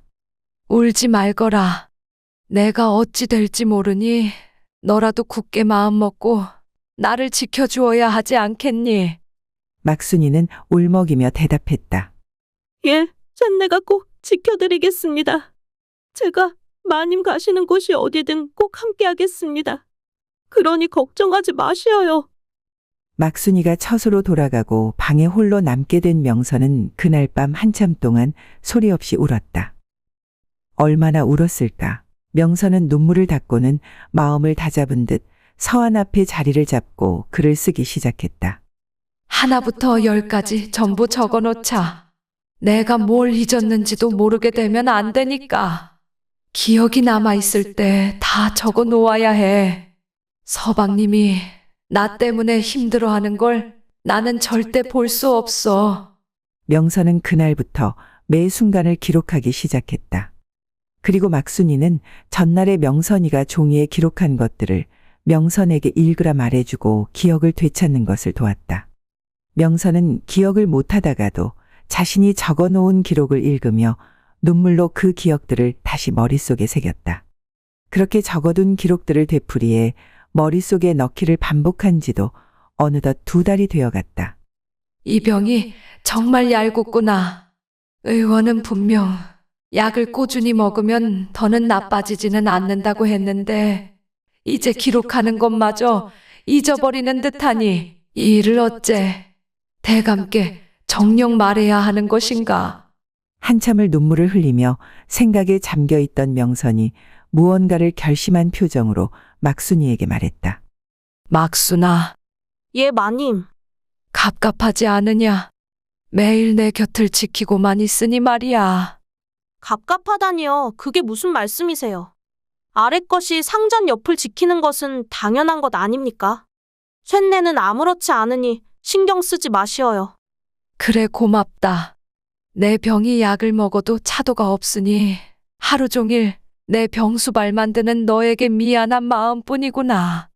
너의 정성을 생각하면 이러면 안 되는데. 마님, 그런 말씀 마시어요. 막순이는 눈물이 앞을 가려 더는 말을 이어갈 수가 없었다. 막순아, 오늘은 대감과 함께 석반을 들고 싶구나. 대감께 내 뜻을 전하고 사랑채에 내 밥도 함께 차리거라. 명선의 말을 들은 막순이는 흐르는 눈물을 닦고 애써 밝게 웃으며 말을 했다. 예, 마님. 대감마님께 그리 말씀을 전하겠습니다. 요즘 마님께서 자꾸 대감마님을 피하셔서 대감마님께서 역정이 나신 듯 하셨는데 오늘 함께 밥을 드시면 대감마님도 분명 좋아하실 거예요. 막순이가 나가고 명선은 문 밖으로 보이는 하늘을 멍하니 바라보며 말을 했다. 제 욕심이 큰 것입니까? 올해만이라도 그분께 평범한 하루를 보내실 수 있게 해드리고 싶었습니다. 그런데 그마저도 저의 욕심이란 말입니까? 이 병은 가까운 이들을 더 아프게 만드는 병인 것을 알고 있습니다. 그런데도 제가 이 병을 알려야 한단 말입니까? 점점 망가져가는 제 모습을 지켜보면서 아파할 그분을 저는 보듬어 주지도 못하는데 이를 어찌하란 말입니까? 부처님, 묘안이 있다면 제게 가르쳐 주십시오. 명선은 눈물을 흘리며 혼잣말을 하다 이내 붓을 들고 글을 쓰기 시작했다. 글을 다 쓰고 생각에 잠겨있는 명선에게 막순이가 석반 준비가 다 되었다고 말했다. 명선은 다시 한번 마음을 다잡고 남편 이규원이 있는 사랑채로 향했다. 오랜만에 마주 앉은 2사람은 환하게 웃으며 밥을 먹었다. 막순이가 밥상을 치우고 차와 다과를 들고 들어와 내려놓고는 방을 나갔다. 방문이 닫히는 것을 확인한 명선은 밝은 목소리로 입을 열었다. 대감, 맛있게 드셨습니까? 이규원은 웃는 얼굴로 명선을 바라보며 말했다. 오늘은 그 어떤 산의 진미보다 맛이 참 좋았어. 대감, 제가 청이 있습니다. 들어주시겠습니까? 아름다운 부인이 어쩐 일로 이 늙은이와 끼니를 함께해 주시나 했더니 다 속셈이 있으셨군요. 이규원은 평소처럼 짓궂은 농을 하며 부인 명선에게 대답했다. 그런 남편 이규원을 보고 있자니 명선의 가슴은 수십 개의 쇠꼬챙이로 찔리는 듯한 아픔이 한꺼번에 느껴졌다. 명선은 마음을 다잡고는 다시 밝은 목소리로 말을 했다. 여전히 저를 놀리시는 것이 재미있으신가 봅니다. 제 청은 들어주실 거지요?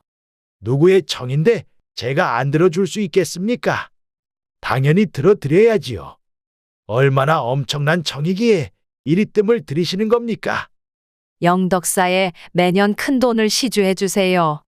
사찰이 어렵다고 연통이라도 온 것입니까? 이미 매년 시주는 하고 있지 않습니까? 영덕사에는 아무런 일도 없어요. 그저 다 제 마음 편해지고자 드리는 청이에요. 부인 마음이 그래야 편해진다면 부인 뜻대로 하세요. 그런 일이야 부인이 알아서 하시던 일 아닙니까? 이제는 제가 하지 않을 일이라 말씀을 드리는 겁니다. 저는 며칠 내로 영덕사의 암자를 얻어서 그곳에서 지내려 합니다. 명선의 말을 들은 이규원은 매우 놀라며 말했다. 갑자기 그게 무슨 말입니까? 누구를 위한 지성이기에 이리 소란스럽게 가시는 겁니까? 며칠이나 계시려고요. 몇 달이 될지 몇 년이 될지는 아직은 모르겠습니다. 한평생 대감의 부인으로 소신껏 살아왔으니 남은 생은 저만 생각하며 살아보려 합니다. 부인은 말도 안 되는 말을 하십니다. 지아비가 멀쩡히 두 눈 뜨고 살아있는데 어찌 집을 비우려 하십니까? 안 살림은 내팽개 치시는 겁니까? 예, 내팽개치려고요. 그러니 대감께서는 제가 원하는 걸 할 수 있게 도와주세요. 대감께서 도와주시지 않는다 하시더라도 저는 가겠습니다. 명선은 단호하게 말하고는 일어나 방을 나갔다. 부인 명선에게 통보 같은 청을 들은 남편 이규원은 뒤통수를 몽둥이로 맞은 것처럼 머리가 복잡하고 혼란스러웠다. 한편 안방으로 돌아온 명선은 눈물을 흘리며 소리 없이 울었다. 잠시 후 명선이 흐르는 눈물을 훔치고는 막순이를 불렀다. 그리고 막순이에게 자신이 그동안 기록했던 일기장을 건네며 말했다. 대감께 이 일기장을 드리고 꼭 마지막 장까지 읽어주시기를 내가 간절히 청했다 말씀드리고 오거라. 예, 마님. 쇳내가 금방 다녀오겠습니다. 막순이가 이규원을 찾아가 일기장을 건네며 명선이 말한 대로 전달하고는 돌아갔다. 이규원은 명선의 행동이 이상했던 터라 건네받은 일기장을 한치의 망설임도 없이 읽어 내려가기 시작했다. 명선의 일기장을 읽던 이규원은 마지막 장의 내용까지 다 읽고 나서 어린아이처럼 소리내어 울기 시작했다. 마지막 장에 쓰여 있던 것은 부인 명선이 남편 이규원에게 보내는 연서였다. 가슴 아파하지도 슬퍼하지도 마세요. 이미 다른 이들보다 함께한 시간이 많았으니 다른 이들보다 조금 아픈 마지막이 왔다고 생각하세요. 부처님의 품에서 잊혀지는 것에 연연하지 않고 남아있는 소중한 것을 떠올리면서 매일 웃으며 남은 생을 보내보려 합니다. 웃으며 보내주세요. 웃으며 잘 지내보겠습니다. 서방님을 잊어가는 소첩의 모습을 보여드리고 싶지 않네요. 점점 망가져가는 소첩을 가여운 눈으로 바라보고 있는 서방님을 보고 싶지 않습니다. 서방님은 소첩에게 천금보다 더 귀하고 소중한 분이세요. 소첩이 떠난 뒤에도 부디 몸을 잘 보존하십시오. 그것이 소첩을 위한 일임을 잊지 말아주세요. 명선의 연설을 다 읽은 이규원은 슬픔을 이기지 못하고 밤새 눈물을 흘렸다. 다음 날 해가 중천에 떠 있을 때 이규원이 부인 명선을 찾아가 억지 웃음을 띠며 말했다. 부인, 언제 암자로 떠나실 생각입니까? 대감께서 허락해 주신다면 며칠 내로 움직일 생각입니다. 부인, 제가 그리 꼴보기 싫으신 겁니까? 부인 편하신 대로 하세요. 이 몸은 장터에 가서 부인이 좋아하는 약과나 한 보따리 사와야겠습니다. 이규원이 말이 끝나기 무섭게 방을 나가자 명선의 눈에는 눈물이 흘렀다. 며칠 후 명선이 암자로 길을 나서기 위한 채비를 끝내고 남편 이규원에게 인사를 하고자 사랑채를 찾았다. 이미 마당에 나와 있던 이규원은 환하게 웃으며 말했다. 너무 오래 기다리게 하시지는 마세요. 돌아온다 약조하세요. 안 그러면 내가 부인을 따라갈지 모릅니다. 부처님께 정성을 다해 치성을 드리겠습니다. 꼭 대감께 돌아오게 해달라고 매 순간 치성을 드리겠다 약조하겠습니다. 그 말을 마지막으로 명선은 환하게 웃는 남편 이규원의 배웅을 받으며 길을 나섰다. 명선이 암자로 들어가고 시간은 빠르게 흘러 어느덧 반년이라는 시간이 흘렀다. 명선의 병은 호전되기는커녕 이제는 막순이마저 잠시라도 떨어지면 잊어버리는 상황이었다. 달포에 한 번씩 약을 지어 보내는 하인을 통해 이규원은 명선의 소식을 듣고 있었다. 그런데 명선이 막순이마저 잊어버리는 날이 있다는 소식을 접하고는 환하게 웃었다. 소식을 접한 이규원은 그날 이후 하루가 모자랄 정도로 바쁘게 지냈다. 매일 친구들을 만나 술을 마시는 것도 부족했는지 먼 곳에 있는 지인들에게까지 찾아가 즐거운 시간을 보내고는 돌아왔다. 하루가 멀다 하고 술을 마시고 놀러만 다니는 이규원을 지켜보던 하인들이 이규원마저 노망이 든 것이 아니냐며 수군거리기 시작했다. 아이고, 마님이 암자로 떠나시고 반년이 됐는데 대감마님은 어떻게 저리 웃고 놀러만 다니시냐는 말이야. 마님은 걱정도 안 되시나? 세상 천지 믿을 사람 하나 없구먼. 노망이 들지 않고서야 어찌 저러실 수 있는 거야. 그러게 말이야. 마님 떠나신 뒤로 한동안 넋을 잃은 사람처럼 몽상에 젖어 계시는 듯하더니 언제 그랬냐는 듯이 저렇게 잘 지내시니 우리 마님만 불쌍하지. 이규원이 부인 명선을 잊은 듯 매일 술을 마시고 놀러 다니기 시작한 지 어느덧 달포가 다 되어갈 무렵이었다. 이규원이 하인들을 마당에 불러놓고는 말을 했다. 너희들은 이제부터 외건업이 생활을 하게 될 것이다. 이 집은 다른 이에게 부탁했으니 너희들은 자유롭게 살되 내 땅을 관리하고 곡식과 쌀을 수확하거라. 그리고 매년 수확한 농작물의 일할을 부인이 있는 영덕사로 보내주고 나머지는 너희들이 알아서 하면 된다. 너희들이 살 집도 다 준비해 두었으니 남은 생은 항상 가족을 먼저 위하며 살아가거라. 그동안 내 밑에서 잘해주었다. 대감마님, 그게 무슨 말씀이세요? 대감마님께서는 소인들을 보내시고 어찌하시려고요? 하인의 말을 들은 이규원은 웃으며 기쁜 듯 말을 했다. 나는 이제 부인에게 갈 것이다. 내가 호라비도 아니고 언제까지 부인을 혼자 두고 내 놈들과 살 수는 없지 않으냐. 그 말을 끝으로 이규원은 부인 명선의 약을 챙겨 부인이 있는 영덕사로 향했다. 잠시 후 영덕사에 있는 암자에 도착한 이규원은 툇마루에 앉아서 가만히 하늘을 바라보고 있는 명선을 발견했다. 당장이라도 달려가서 명선을 끌어안고 싶었지만 놀랄 명선을 생각해 천천히 다가가 그녀에게 말을 걸었다. 무엇을 보고 계십니까? 하늘을 보고 있습니다. 그런데 누구신지요? 이규원은 자신을 알아보지 못하는 명선을 보자 마치 가슴 한켠이 무너지는 것 같았다. 하지만 아무렇지 않은 듯 애써 따뜻한 미소를 지으며 다시 명선에게 말을 했다. 부인의 약을 가져왔습니다. 서방님께서 보내신 분이시군요. 예, 맞습니다. 이규원 나리께서 부인의 심부름도 해주고 말벗도 해드리라며 이 사람을 보냈습니다. 아녀자가 외간 남정네와 말을 섞는 것만으로 불편한 일이거늘 어찌 제 말벗을 하신다고 하십니까? 부인께서 이 늙어 빠진 영감을 사내로 봐주시니 저는 고마울 따름입니다. 농을 잘하시는 것이 분명 서방님께서 보내주신 분이 맞긴 맞나 봅니다. 그럼요. 이 늙은이가 부인께 거짓을 말해서 무엇하겠습니까? 두 사람은 한참을 웃으며 이야기를 나누었다. 두 사람의 모습을 떨어져 지켜보던 막순이는 소리도 내지 못하고 조용히 눈물을 흘리고 있었다. 그날 밤 잠든 명선을 바라보며 남편 이규원은 조용히 혼잣말을 했다. 부인은 지금 어느 때에 계신 겁니까?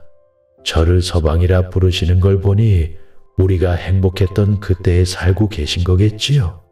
내가 부인께 한 약조를 어긴 것이 아닙니다. 부인은 나를 잊어가는 모습을 보이기 싫다고 했지요. 하지만 나를 잊은 부인의 모습을 보지 말라 하신 적은 없지 않습니까? 부인이 내 곁에 없으면 나는 삶의 의미와 희망도 잃고 시간을 헛되이 보냈을 것인데 현명한 부인이 그것은 왜 미리 생각지 못하신 겁니까? 부인이 없는 시간 동안 마음 붙일 곳 없이 적적하게 시간만 흐르길 기다렸습니다. 부인은 기억하지 않아도 됩니다. 부인을 만난 그 시간부터 앞으로의 우리에게 주어진 시간까지 다 내가 기억하겠습니다. 이제 잠시도 헤어지는 일은 없을 겁니다.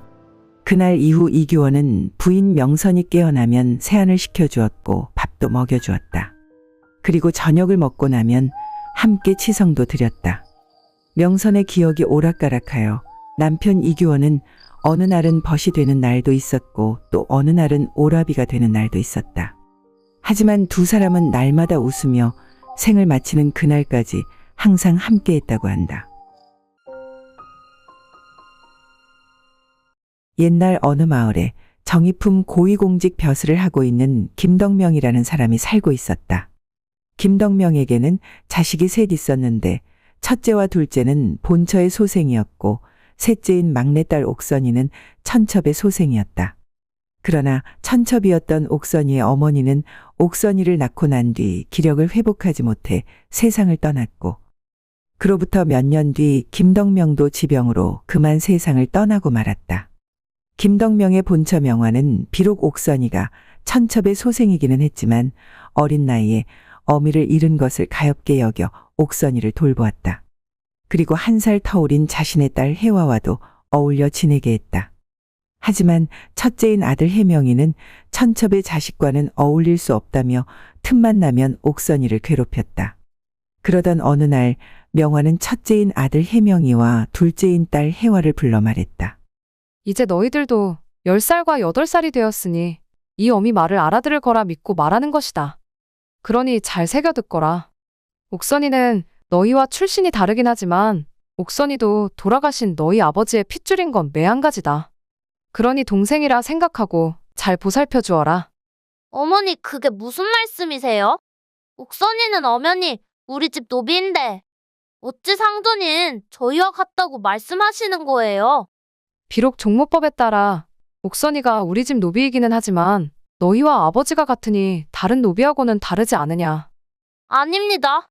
아버님께서 돌아가시기 전에 또 다른 여자 노비와 아이를 낳았다면 그 아이도 제 동생이라 하실 겁니까? 옥선이는 엄연히 이 집안의 노비일 뿐입니다. 나라의 법이 그러한 것을 어머니께서 잊으신 거예요? 아버님께서는 단 한 번도 어머니와 같은 이야기를 하신 적이 없으셨어요. 그래, 혜명이 내 말이 맞다. 그래도 옥선이가 가엾지 않으냐. 어머니께서 심성이 그리 어리시니 소자가 불효임을 알고도 이리 말씀을 드리는 것 아닙니까? 옥선이와 혜화를 같이 어울리게 하는 것 또한 소자는 싫습니다. 이러다가 옥선이 그것이 지분수도 모르고 기어오르면 그땐 어찌하시려고 그러시는 거예요? 오라버니, 어머니께 왜 화를 내세요?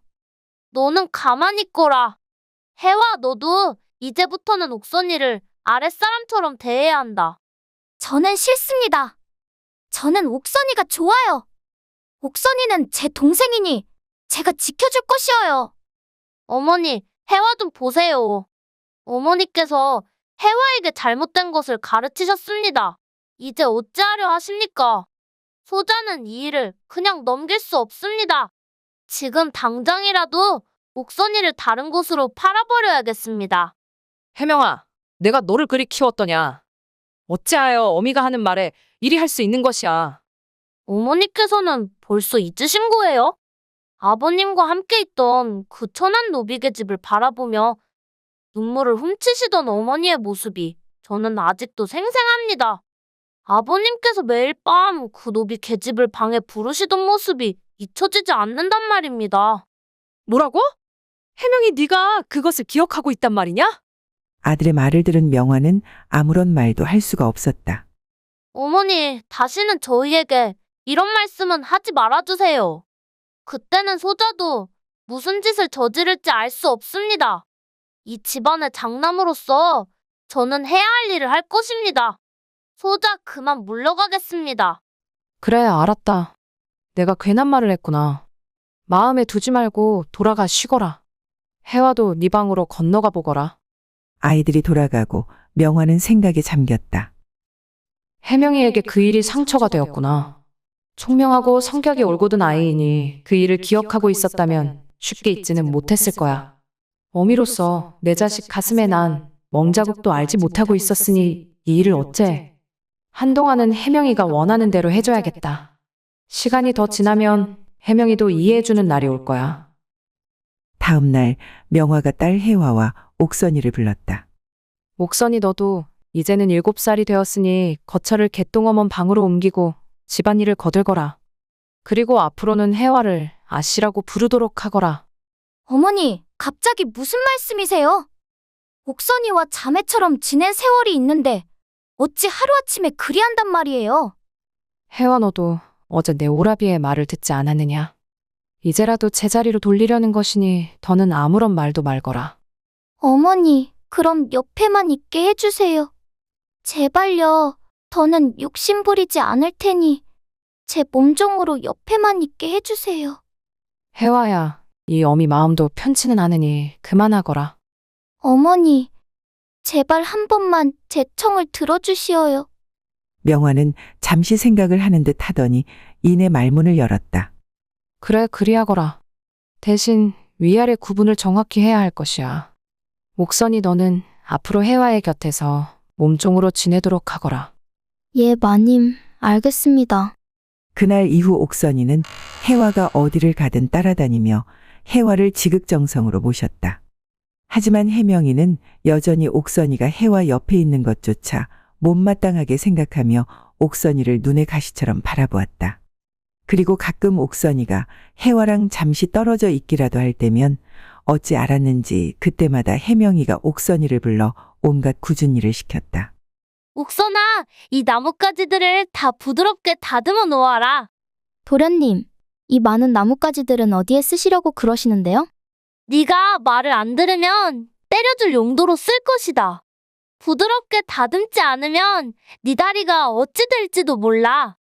혜명이의 말을 들은 옥선이는 크게 놀라 자신을 보고 웃고 있는 혜명이의 얼굴을 그저 멍하니 바라만 보고 있었다. 뭘 멍하니 쳐다보고 있어? 빨리 다듬어. 예, 도련님. 혜명이는 옥선이가 겁이 난 듯 떨리는 목소리로 대답하는 것을 듣고는 웃으며 방으로 들어갔다. 뒤늦게 그 일을 알게 된 혜화가 어머니를 찾아가 하소연을 해보았지만 아무런 소용이 없었다. 혜명이는 옥선이를 괴롭히고 또 괴롭혔다. 그렇게 시간이 흘러 어느덧 아이들도 성인이 되었다. 하지만 어른이 된 혜명이는 여전히 옥선이를 괴롭히는 일은 멈추지 않았고 이번에는 더 큰 일을 꾸미고 있었다.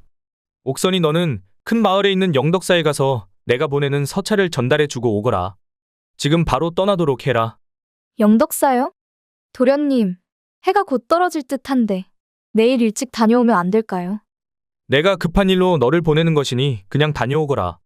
그럼 아씨께서 찾으실 수 있으니 금방 가서 아래고 바로 출발하도록 하겠습니다. 혜화에게는 내가 말할 것이니 너는 바로 가거라. 그래도 말씀은 드리고 가야 아씨께서 걱정을 안 하실 텐데요. 네가 감히 내 말을 무시하는 것이냐? 아닙니다. 바로 출발하겠습니다. 네 말처럼 해가 지고 있으니 서둘러 올 필요 없다. 서찰을 전하고 영덕사에서 하루 묵고 오도록 해라. 너도 이제 여인이 되었으니 몸조심은 해야 하지 않겠느냐.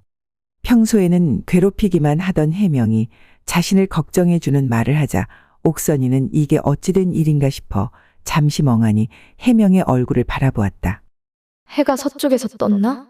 그게 아니면 도련님이 뭘 잘못 드셨나? 웬일로 도련님이 내 걱정을 해주시는 거지?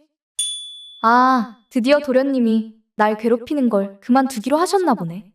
옥선이는 드디어 혜명이 자신을 괴롭히는 걸 멈추기로 한 게 틀림없다. 이렇게 결론을 짓고는 밝은 얼굴로 혜명에게 말을 건넸다. 도련님, 쇳내 걱정을 해주시는 거예요? 감사합니다. 그래 알았으니 어서 출발하거라. 옥선이는 밝은 표정으로 혜명에게 다녀오겠다 말하고는 걸음을 재촉해 길을 나섰다. 옥선이가 영덕사로 길을 나서고 얼마 지나지 않아 해가 지고 어둠이 깔리자 혜명이가 하인 돌쇠를 불렀다. 돌쇠야, 가서 옥선이를 불러오거라. 예, 도련님. 소인이 금방 다녀오겠구만요. 돌쇠는 옥선이가 거처하고 있는 행랑채를 찾아갔다. 하지만 해질 무렵에 해명의 서찰을 들고 영덕사로 간 옥선이가 방에 있을 리 만무했다. 이 사실을 모르고 있는 돌쇠는 옥선이와 같은 방을 쓰고 있는 개똥어멈에게 물었다. 개똥어멈, 도련님께서 옥선이를 찾으시는데 옥선이 못 보셨소? 나도 옥선이를 해질 무렵에 보고 못 봤어. 아쉽게 가서 한번 물어보게. 돌쇠가 해와에게 찾아가 옥선이에 대해 물었다. 옥선이는 지금 행랑채에서 쉬고 있을 거야. 제가 다녀왔는데 개똥어멈도 옥선이를 못 봤다고 해서 아쉽게 여쭤보러 온 것입니다. 도련님께서 급하게 찾으시는데 큰일이네요. 옥선이가 어디 있는지 당최 알 수가 없으니 말입니다. 그런데 오라버니께서 옥선이를 무슨 일로 찾으시는 게야? 쇳내도 그건 잘 모르겠네요. 옥선이를 불러오라고만 말씀하셔서요. 쇳내가 다른 곳을 더 찾아보겠습니다. 돌쇠가 돌아가고 해와는 이유 모를 불안감이 엄습했다. 반 시즌쯤 시간이 흘렀을까 어머니, 소자가 뭐라 했습니까? 안채에서 해명이의 목소리가 크게 들리기 시작했다. 해와는 불안한 마음에 소리가 들리는 안채로 향했다. 옥선이가 도망간 것이 사실이냐? 예, 어머니. 해가지고 한 시즌째 옥선이를 하인들이 찾고 있는데 옥선이의 행방을 아는 이가 하나도 없습니다. 소자가 추노꾼을 불러 옥선이를 찾아오겠습니다. 오라버니, 옥선이가 가긴 어디를 가겠어요. 분명히 무슨 이유가 있을 것입니다. 조금만 더 기다려보시지요. 해와 너는 이런 상황에도 그런 소리가 나오는 게야? 주인 모르게 노비가 집 밖을 나가는 것도 큰 죄인데 하물며 해가지고 술시가 되었는데도 아직 돌아오지 않는 것이 이게 있을 수 있는 일이야? 옥선이는 분명히 도망간 것이 확실해. 해명아, 화를 가라앉히거라. 내 몸에 탈이 날까 걱정이구나. 어머니, 소자가 뭐라 했습니까? 천한 것을 어머니와 해와가 분에 넘치게 대해주니 이런 사달이 난 것 아닙니까? 이번에 옥선이 그것을 추포하면 얼굴에 낙인을 새겨 다시는 이런 일이 생기지 않도록 할 것입니다. 해명이의 말을 들은 해와가 매우 놀라며 말을 했다. 오라버니, 무슨 오해가 있을 것입니다. 옥선이는 그럴 아이가 아니에요. 어머니도 아시잖아요. 옥선이는 절대 도망을 칠 아이가 아닙니다. 해와가 옥선이의 편을 들며 말하자 해명이가 말했다. 내가 내일 동이 트면 추노꾼들을 보낼 것이니 그리 알거라. 해명이 그리 말하고 돌아가자 해와는 방으로 돌아와 계속해서 눈물을 흘렸다. 옥선아, 어디 있는 것이냐? 너에게 무슨 사달이 난 것이야? 오라버니 말처럼 네가 너무 힘들어 도망간 것이라면 제발 멀리 가서 절대 잡히지 말아라. 해와는 혼잣말로 중얼거리며 잠을 이루지도 못하고 옥선이 걱정만 하고 있었다. 얼마나 시간이 흘렀을까? 울다 지쳐 깜빡 잠이 든 해와의 귀에 옥선이의 목소리가 들려왔다. 아씨, 편하게 주무시지. 왜 이렇게 주무시고 계세요? 해와가 눈을 떠보니 옥선이가 자신의 앞에 있었다. 옥선아, 어찌 된 것이냐? 어찌 되었냐니요? 도련님의 심부름으로 영덕사에 갔다가 돌아오는 길에 아씨 방에 불이 켜져 있기에 불을 꺼드리려고 잠시 들어온 것인데요. 뭐라고?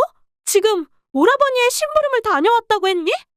예, 도련님께서 서차를 주시면서 영덕사에서 하룻밤 자고 천천히 돌아오라 하셨어요. 그런데 저는 아침에 아씨 머리도 빗겨드려야 하고 조반도 챙겨드려야 하잖아요. 그래서 그냥 쉬지 않고 다녀왔어요. 저 잘했지요. 그런데 아씨, 도련님께서 제 걱정을 해주시며 하룻밤 묵고 오라고 말을 하시다니 제가 얼마나 기쁘고 감사했는지 몰라요. 해와는 옥선이에게 자초지종을 듣고 그제서야 안심이 되었는지 밝게 웃으며 말했다. 그래, 잘했다. 그런데 다음부터 어딜 가면 내게 꼭 말을 하고 가야 한다. 예, 꼭 그리할게요. 도련님께서 말해주신다고 하셨는데 바쁘셔서 깜빡하셨나 봐요. 다음부터는 아무리 급해도 아씨께 꼭 말씀드릴게요. 어서 편히 주무세요. 그래, 옥선아, 고생 많았다. 내일은 나를 챙기지 않아도 되니 너는 아무 걱정하지 말고 방에서 푹 쉬도록 해. 내일 네가 쉬지 않고 방 밖을 나오면 내가 너를 혼낼 것이야. 그러니 절대 나오지 말고 푹 쉬거라. 아씨, 쇳내는 괜찮습니다. 그리고 둘이 있을 땐 그냥 언니라고 하라니까 너도 어지간히 말을 듣지 않는구나. 아씨, 그건 안 돼요. 행여 마님이나 도련님이 들으시면 어찌하시려고요. 저한테 경을 치시는 건 괜찮지만 아씨가 혼나실 거예요. 그러니 이해해주세요. 알겠어. 나도 네 말을 들어줄 테니 너도 내일은 방에서 푹 쉬어야 한다. 방 밖으로 한 발짝도 나오면 안 되는 거야. 예, 아씨, 그리하겠습니다. 옥선이가 혜화의 이부자리를 다시 봐주고 방으로 돌아갔다. 혜화는 오라버니 혜명이한테 화가 나 혼자서 분을 삭히며 생각했다. 오라버니가 도를 넘는 일들을 꾸미시는구나. 또다시 이런 일이 없으리란 보장이 없어. 분명 다른 못된 일도 서슴없이 하실 거야. 내가 좋은 묘수를 생각해야 해. 일단 내일 날이 밝는 대로 어머니께 이번 사건을 말하고 옥선이는 이 일을 모르게 해야겠어. 옥선이가 알면 큰 상처로 남을 것이 분명해. 그리고 내일부터는 옥선이를 면천할 방법을 찾아야겠다. 헤어지는 것은 가슴 아프지만 이 집에 있으면 옥선이에게 언제 무슨 사달이 날지 몰라. 다음 날 날이 채 밝기도 전에 혜화가 어머니가 있는 안방을 찾았다. 아니, 혜화야, 이 아침에 무슨 일로 찾아온 것이냐? 어머니, 옥선이가 돌아왔어요. 뭐라고? 옥선이가 제 발로 돌아왔다고? 그럼 그렇지. 옥선이가 도망갈 아이가 아니지. 어서 혜명이에게 추노꾼은 필요 없다 말해야겠구나. 그래, 옥선이는 어디를 다녀왔다고 하더냐? 어머니, 사실은 말이지요. 혜화는 옥선이에게 들은 일들을 어머니에게 말했다. 그게 사실이란 말이냐? 옥선이가 저를 생각해 쉬지 않고 돌아온 것이 얼마나 다행인지 모릅니다. 분명 오라버니가 옥선이를 해치기 위해 나쁜 수작을 부리신 게 확실해요. 행여 옥선이가 이 사실을 알게 될까봐 오늘은 방 밖으로 나오지 말고 쉬라고 했어요. 옥선이는 오라버니가 자신을 걱정해 하루 쉬고 오라고 했다며 오라버니께 감사하다고 말하는 아이예요. 어머니, 저는 옥선이가 너무 가여워요. 그래, 알겠다. 이 일은 내가 혜명이를 불러 단단히 말할 테니 혜화 너는 모른 척하고 있거라. 어서 네 방으로 돌아가. 오늘 하루는 옥선이를 네가 데리고 있거라. 이 어머니, 옥선이를 혼자 방에 두는 것보다 제가 데리고 있어야 하는 게 맞아요. 오라버니를 크게 꾸짖어 주시고 또 다시는 이런 일이 생기지 않게 해주셔야 해요. 소녀 그만 물러가겠습니다. 알겠으니 너는 걱정하지 말고 돌아가 옥선이와 있거라. 혜화가 방을 나가고 명화는 생각에 잠겼다. 혜명이가 어찌 이런 몹쓸 짓을 한 거야. 이 아이를 어찌하면 좋아. 잠시 후 아들 혜명이가 어머니께 아침 문안 인사를 하고자 찾아왔다. 어머니, 밤새 편안히 주무셨습니까? 아마 옥선이 그것 때문에 마음이 편치 않으셨겠지요. 소자가 당장 추노꾼을 시켜 옥선이를 찾아올 터이니 아무 걱정 마시고 어머니는 마음 편히 계시면 됩니다. 혜명아, 그럴 필요 없다. 혜명은 추노꾼을 보낼 필요 없다는 어머니의 말에 화를 내며 말을 했다. 어머니, 그럴 필요 없다니요?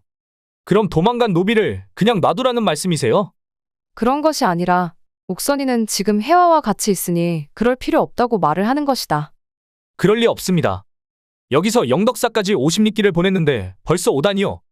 그래, 영덕사까지 왔다 갔다 하면 좋기 100리길은 되지. 그 어려운 걸 옥선이가 해냈더구나. 그래, 혜명아, 이제야 영덕사에 옥선이를 보낸 것이 기억난 것이더냐. 혜명이 당황한 표정으로 머뭇거리자 명화는 화를 내며 말했다. 옥선이를 영덕사에 심부름을 보낸 것을 잊은 것이더냐. 그게 아니면 정녕 혜명이 네가 나쁜 마음을 먹고 이런 일을 꾸민 것이더냐.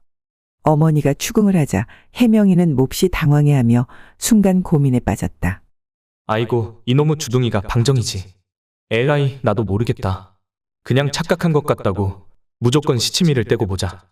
혜명이는 무조건 시치미를 떼자라는 생각으로 얼굴에 철판이라도 깐 것처럼 아무 일도 없었다는 듯한 표정을 짓고는 어머니에게 말을 했다. 소자가 심부름을 보낸 하인을 착각한 듯합니다.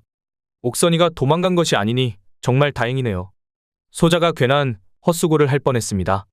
아들 혜명이가 뻔뻔한 표정으로 시치미를 떼며 거짓말을 하자 가만히 듣고 있던 명화는 자기 아들이기는 하지만 얼굴이 참 두껍다라는 생각을 했다. 하지만 명화는 뻔한 거짓말이라는 것을 알고도 그냥 혜명이에게 박자를 맞춰주기로 했다. 네가 착각해 큰 사달이 날 뻔했으니 너는 앞으로 경거망동에서는 아니 될 것이야. 네 누이 혜화가 이 일로 너에게 크게 실망하였으니 한동안 옥선이를 찾지 말거라. 어머니, 제가 옥선이를 찾을 일이 뭐가 있겠어요? 소자는 이만 물러가 보겠습니다. 그날 이후 해명이가 옥선이를 찾는 일은 한동안 없었다. 하지만 해와는 오라버니 해명이 언제 다시 일을 꾸밀까 여전히 두렵고 걱정이 되었다. 그러던 어느 날 해와는 옥선이를 면천하기 위한 방법을 찾아 헤매다 좋은 묘수를 찾아냈다. 그래, 이거야. 이 방법으로 옥선이를 안전한 곳으로 보낼 수 있을 거야. 다음 날 해와는 자신이 가지고 있던 폐물들을 다 챙겨 개똥어멈을 불러 건네주고는 돈으로 바꿔오라 말했다. 아씨, 마님께서 하시면 분명 크게 노하실 것인데요. 이것들은 모두 내 것이니 너는 아무런 걱정 말고 어서 이것들을 팔아서 내게 가져오거라. 잠시 후 시전에서 폐물을 팔고 돌아온 개똥어멈이 돈주머니를 해와에게 넘겨주며 말했다. 아씨, 폐물들을 급히 팔려고 하다 보니 제값도 받지 못하고 손해가 이만저만이 아니네요. 상관없다. 너는 그만 돌아가 보거라. 해와는 개똥어멈에게 넘겨받은 돈주머니를 들고 어머니를 찾아갔다. 어머니, 소녀 들어가겠습니다. 명화는 아들 해명이와 함께 이야기를 나누고 있었다. 오라버니께서도 계셨군요. 차라리 잘 되었습니다.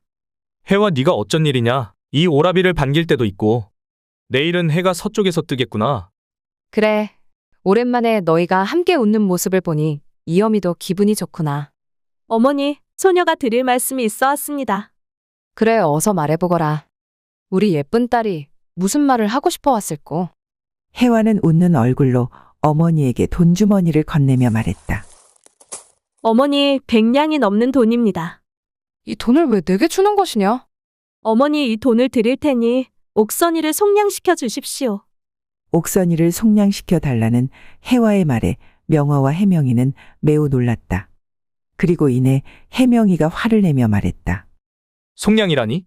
네가 지금 옥선이를 면천시키려 하는 것이냐? 예, 안 됩니까? 오라버니도 옥선이를 보고 있는 것이 싫으시잖아요. 그러니 면천시켜 옥선이가 다른 곳에서 살면 다 좋은 일 아닙니까? 누구 마음대로 그리한다는 것이냐? 흔히 있었던 일은 아니지만 과거에도 노비의 값을 치르고 속량한 일들이 있었습니다. 제가 옥선이의 몸값을 준비했습니다. 그러니 옥선이를 면천해 주세요. 속량 문서를 작성해 주시면 호적 정리는 소녀가 하겠습니다.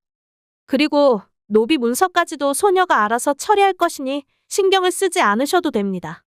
어머니, 옥선이를 면천할 수 있게 허락해 주세요. 해와야, 너는 이 돈이 어디서 난 것이냐? 어머니 명화가 돈의 출처를 묻자 해와는 잠시 당황했으나 아무렇지도 않은 척 입을 열었다.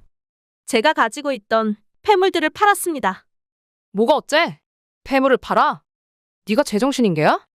예, 어머니, 소녀는 제정신으로 한 행동이 맞아요. 제게는 폐물보다 제 자매인 옥선이가 훨씬 더 중요합니다. 해와가 옥선이를 자매라 부르자 해명이 더 크게 화를 내며 말했다. 네가 진정 제정신이 아니구나. 어찌 그리 경거망동하게 행동을 한단 말이냐? 너에게 크게 실망했다. 해와야, 네 마음은 충분히 알겠다. 그러나 너는 지금 안 되는 일로 때를 쓰고 있는 것이야. 이 어미도 너에게 크게 실망했다. 오늘 일은 못 들은 것으로 할 터이니 너는 네 방으로 돌아가 자숙하고 있거라. 어머니, 왜 안 된다고만 하시는 거예요? 어머니도 오라버니도 옥선이가 싫으시잖아요. 근데 왜 잡아두려 하시는 거예요? 더는 못 들어주겠다. 옥선이는 이 집안의 재산이지 해와 네 개인의 것이 아니야. 옥선이가 아이를 낳으면 그 아이 또한 다 이 집안의 재산인 걸 모른단 말이냐? 말도 안 됩니다. 옥선이를 그리 살게 둘 수 없어요. 너희 둘 다 그만두지 못하겠니? 못난 것들, 너희들을 더는 보고 싶지 않구나. 둘 다 방으로 돌아가고 내가 말할 때까지 무난 인사도 오지 말거라. 어머니 명화가 크게 화를 내자 해명과 해와는 더는 아무런 말도 하지 못하고 방으로 돌아갔다. 방으로 돌아온 해와는 고민에 빠졌다. 다른 방도를 찾아야 돼. 이러다 내가 시집이라도 간다면 더 이상 옥선이를 위해 할 수 있는 일은 없어. 하루라도 빨리 다른 대안을 찾자. 그날 이후로 해와는 밤낮으로 서책을 읽고 또 읽었다. 바깥 출입을 할 수 없는 해와가 할 수 있는 일이라고는 서책들을 찾아보는 것뿐이었다. 명화는 개똥어멈을 시켜서 해와의 일거수일투족을 감시했다. 개똥어멈을 통해 해와의 일상을 전해 들은 명화는 생각에 잠겼다. 옥선이를 두고 한 아이는 악감정을 가지고 묘안을 찾고 한 아이는 정으로 묘안을 찾고 있구나. 이를 어쩌면 좋단 말인가.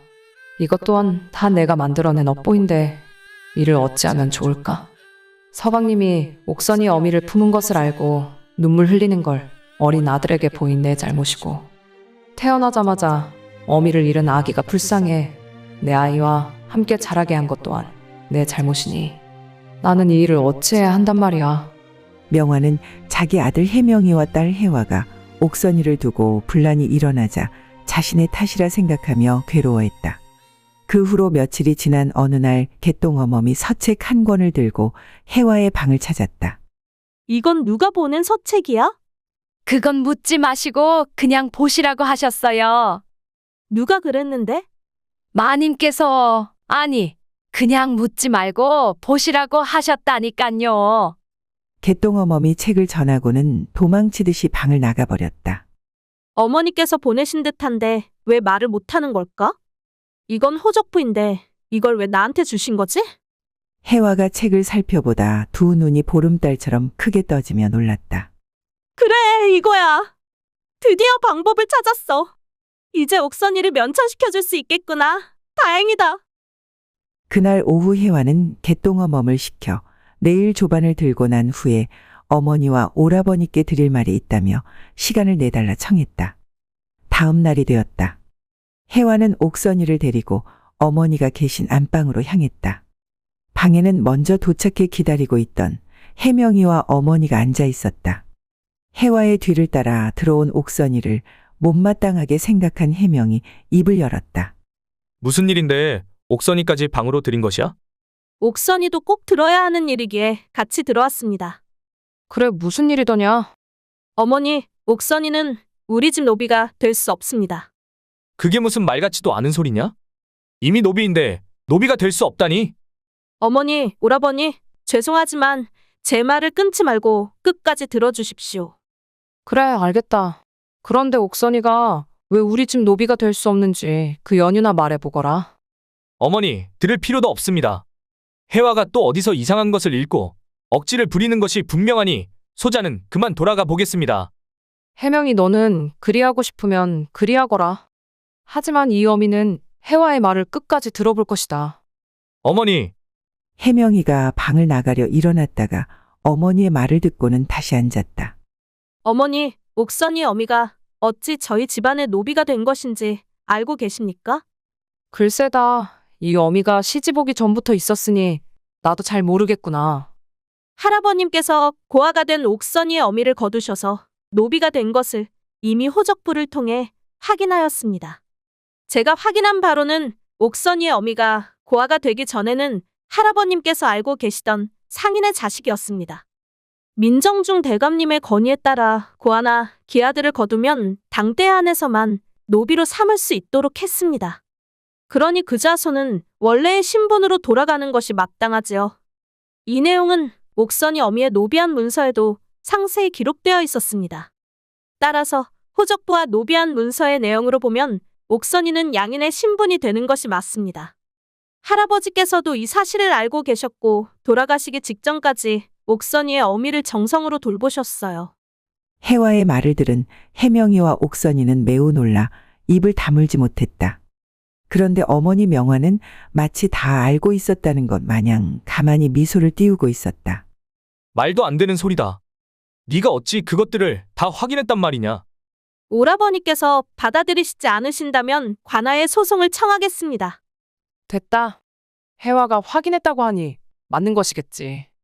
해화가 이 어미에게 거짓을 말했다고는 생각하지 않는다. 옥선이 너는 오늘부로 우리 집 노비가 아니다. 그러니 떠날 준비를 하고 수일 내에 이 집을 나가도록 해라. 그동안 네가 우리 집에서 노비로 지낸 것은 내가 품삯으로 계산해서 내어줄 것이다. 이제 다들 돌아가 본인들이 해야 할 일들을 하도록 하거라. 명화의 말을 들은 해화와 옥선이는 방을 나갔다. 그런데 돌아가지 않고 남아있던 해명이가 해화와 옥선이가 나가자 어머니 명화에게 말을 건넸다. 어머니께서 해화에게 알려준 것입니까? 아들 해명이 화가 난 듯 어머니 명화에게 말했다. 혜명아, 그만하거라. 지금 네 모습이 부끄럽지 않은 것이냐? 네가 어린 시절 보았던 일들은 옥선이가 행한 것이 아니다. 이 어미가 너에게 안타까운 모습을 보인 일은 미안하게 생각한다. 하지만 그것 또한 옥선이가 잘못해서 일어난 일은 아니지 않느냐? 어머니, 소자가 그것을 몰라 이런다고 생각하십니까? 원망을 할 수 있는 아버님도 안 계시고 복수할 옥선이 어미도 없지 않습니까? 어머니가 그리도 슬퍼하시고 마음 아파하셨는데 소자가 뭐라도 해야지요. 혜명아, 네가 지금 이 어미의 복수를 해주기 위해 그런 못된 짓들을 옥선이에게 했다고 말하고 있는 것이냐? 네가 행했던 그 일들이 정녕 이 어미를 위한 것이라고 생각하고 있는 것이야? 혜명이는 아무런 대답도 할 수 없었다. 원망하려거든 네 아버지를 원망해야 하는 것이 아니겠느냐? 이 어미를 울린 사람은 돌아가신 네 아버지다. 방가의 여인이란 이유로 모든 것을 참아야 하는 것이 운명이다.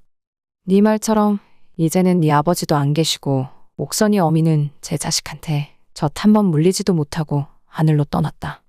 그런데 내가 무슨 원망이 남아있겠느냐? 이제 너도 과거의 기억에서 자유로워지거라. 어머니의 말을 들은 혜명이는 눈가에 눈물이 고였다. 한편 방으로 돌아온 혜화와 옥선이는 마주 앉아 아무 말 없이 서로를 바라보고 있었다. 얼마나 시간이 흘렀을까 혜화가 먼저 침묵을 깨고 말문을 열었다. 이제 언니라고 불러줄 수 있겠니? 아씨, 보잘것없는 저를 위해 왜 이렇게까지 하신 거예요? 너는 내 하나뿐인 동생이잖아. 난 단지 너에게 언니 소리를 다시 들으며 네가 행복하게 사는 모습을 보고 싶었을 뿐이야. 비록 함께 살 수는 없게 되었지만 네가 어디에 있든 이제 너는 너만을 생각하며 살아. 네가 자유롭게 살 수 있다는 것만으로도 나는 기분 좋고 행복해. 언니, 이 감사한 마음을 어찌 전해야 할지 모르겠어요. 이제야 언니라 불러주는구나. 내 동생 옥선아, 네가 어디서 자리를 잡든 내게는 꼭 연통을 줘야 해. 그날 밤 혜화와 옥선이는 마치 종달새처럼 밤새 이야기를 나누다 함께 잠이 들었다. 다음 날 옥선이는 이곳저곳을 다니며 살 집을 찾았다. 그리고 혜화의 집에서 멀지 않은 곳에 자신이 거처할 집을 마련하고 세간살이를 하나씩 마련해 채워 넣었다. 옥선이는 집 정리가 어느 정도 끝나자 떠날 채비를 하고 마지막 하직 인사를 하기 위해 명화를 찾아갔다. 마님, 이 은혜를 쇳내가 어찌 갚아야 할지 모르겠네요. 네가 내 품에 안기던 나를 나는 기억하고 있단다. 자식으로 품었으나 내 자식이 먼저라는 생각 때문에 끝까지 너를 자식으로 품어주지를 못했어. 그러니 네가 내게 갚을 은혜는 없단다. 그동안 마음 고생하게 만들어 미안했다. 내가 좀 더 일찍 결단을 내렸어야 했는데. 아니에요. 가당치도 않은 말씀이세요. 마님이 아니었으면 쇳내가 어찌 목숨 부지하고 살아있었겠어요. 마님께서는 제게 충분히 잘해주셨어요. 늦었지만 이제부터라도 너를 내 자식이라 생각하고 대할 것이야. 그러니 옥선아, 무슨 일이 생기거든 나를 어머니라 생각하고 찾아오너라. 마님, 감사합니다. 명화와 옥선이의 얼굴에 기쁨의 눈물이 흘렀다. 한편 혜명이와 혜화는 마당 한켠에서 옥선이가 나오길 기다리고 있었다. 잠시 후 옥선이가 하직 인사를 하고 나오자 혜화가 환하게 웃으며 말했다. 옥선아, 꼭 자주 연통을 해야 해. 우리가 헤어지는 것이 아니니 나는 울지 않을 거야. 보고 싶다고 연통하면 꼭 찾아와야 한다. 예, 아씨, 꼭 그리하겠습니다. 혜화와 옥선이의 대화를 옆에서 듣고 있던 혜명이가 헛기침을 하며 말했다. 난 내게 미안한 것이 없다. 그러니 사과할 것도 없어. 혜명이 멋쩍게 말하자 혜화가 인상을 쓰면서 말했다. 오라버니, 오늘까지도 꼭 그러셔야겠어요? 그러니깐 내 말은 노비 3명을 너에게 내어줄 것이니 가서 잘 꾸리며 살아보란 뜻이다. 내 말은 끝났으니 가서 잘 먹고 잘 살아라. 혜명이 말하고는 빠른 걸음으로 그 자리를 떠났다. 옥선이는 사람들과 작별 인사를 하고 마련해둔 거처로 향했다. 노비에서 양인이 된 옥선이는 혜명이가 보내준 노비들에게 자신이 자리를 잡을 때까지 도와주면 노비 위치에서 면천시켜 주겠다고 약속했다. 옥선이는 그렇게 함께 온 노비들과 장사를 준비해 어엿한 상인이 되었다. 옥선이의 가게가 자리를 잡고 안정이 되자 옥선이는 노비들에게 약속한 것처럼 노비들을 면천해 주었고, 면천해 준 노비들이 원하면 자신의 가게에서 일을 하게 하고 품삯을 넉넉하게 챙겨주며 그들도 생계를 꾸릴 수 있게 했다. 그리고 옥선이는 혜화와 자주 연통을 주고받으며 평생 우애 좋은 자매처럼 행복하게 살았다고 한다. 재미있게 시청하셨다면 구독과 좋아요 부탁드립니다. 여러분의 구독과 좋아요는 뺑덕 야담에게 큰 힘이 됩니다. 그럼 더 재미난 이야기로 다시 찾아뵙겠습니다.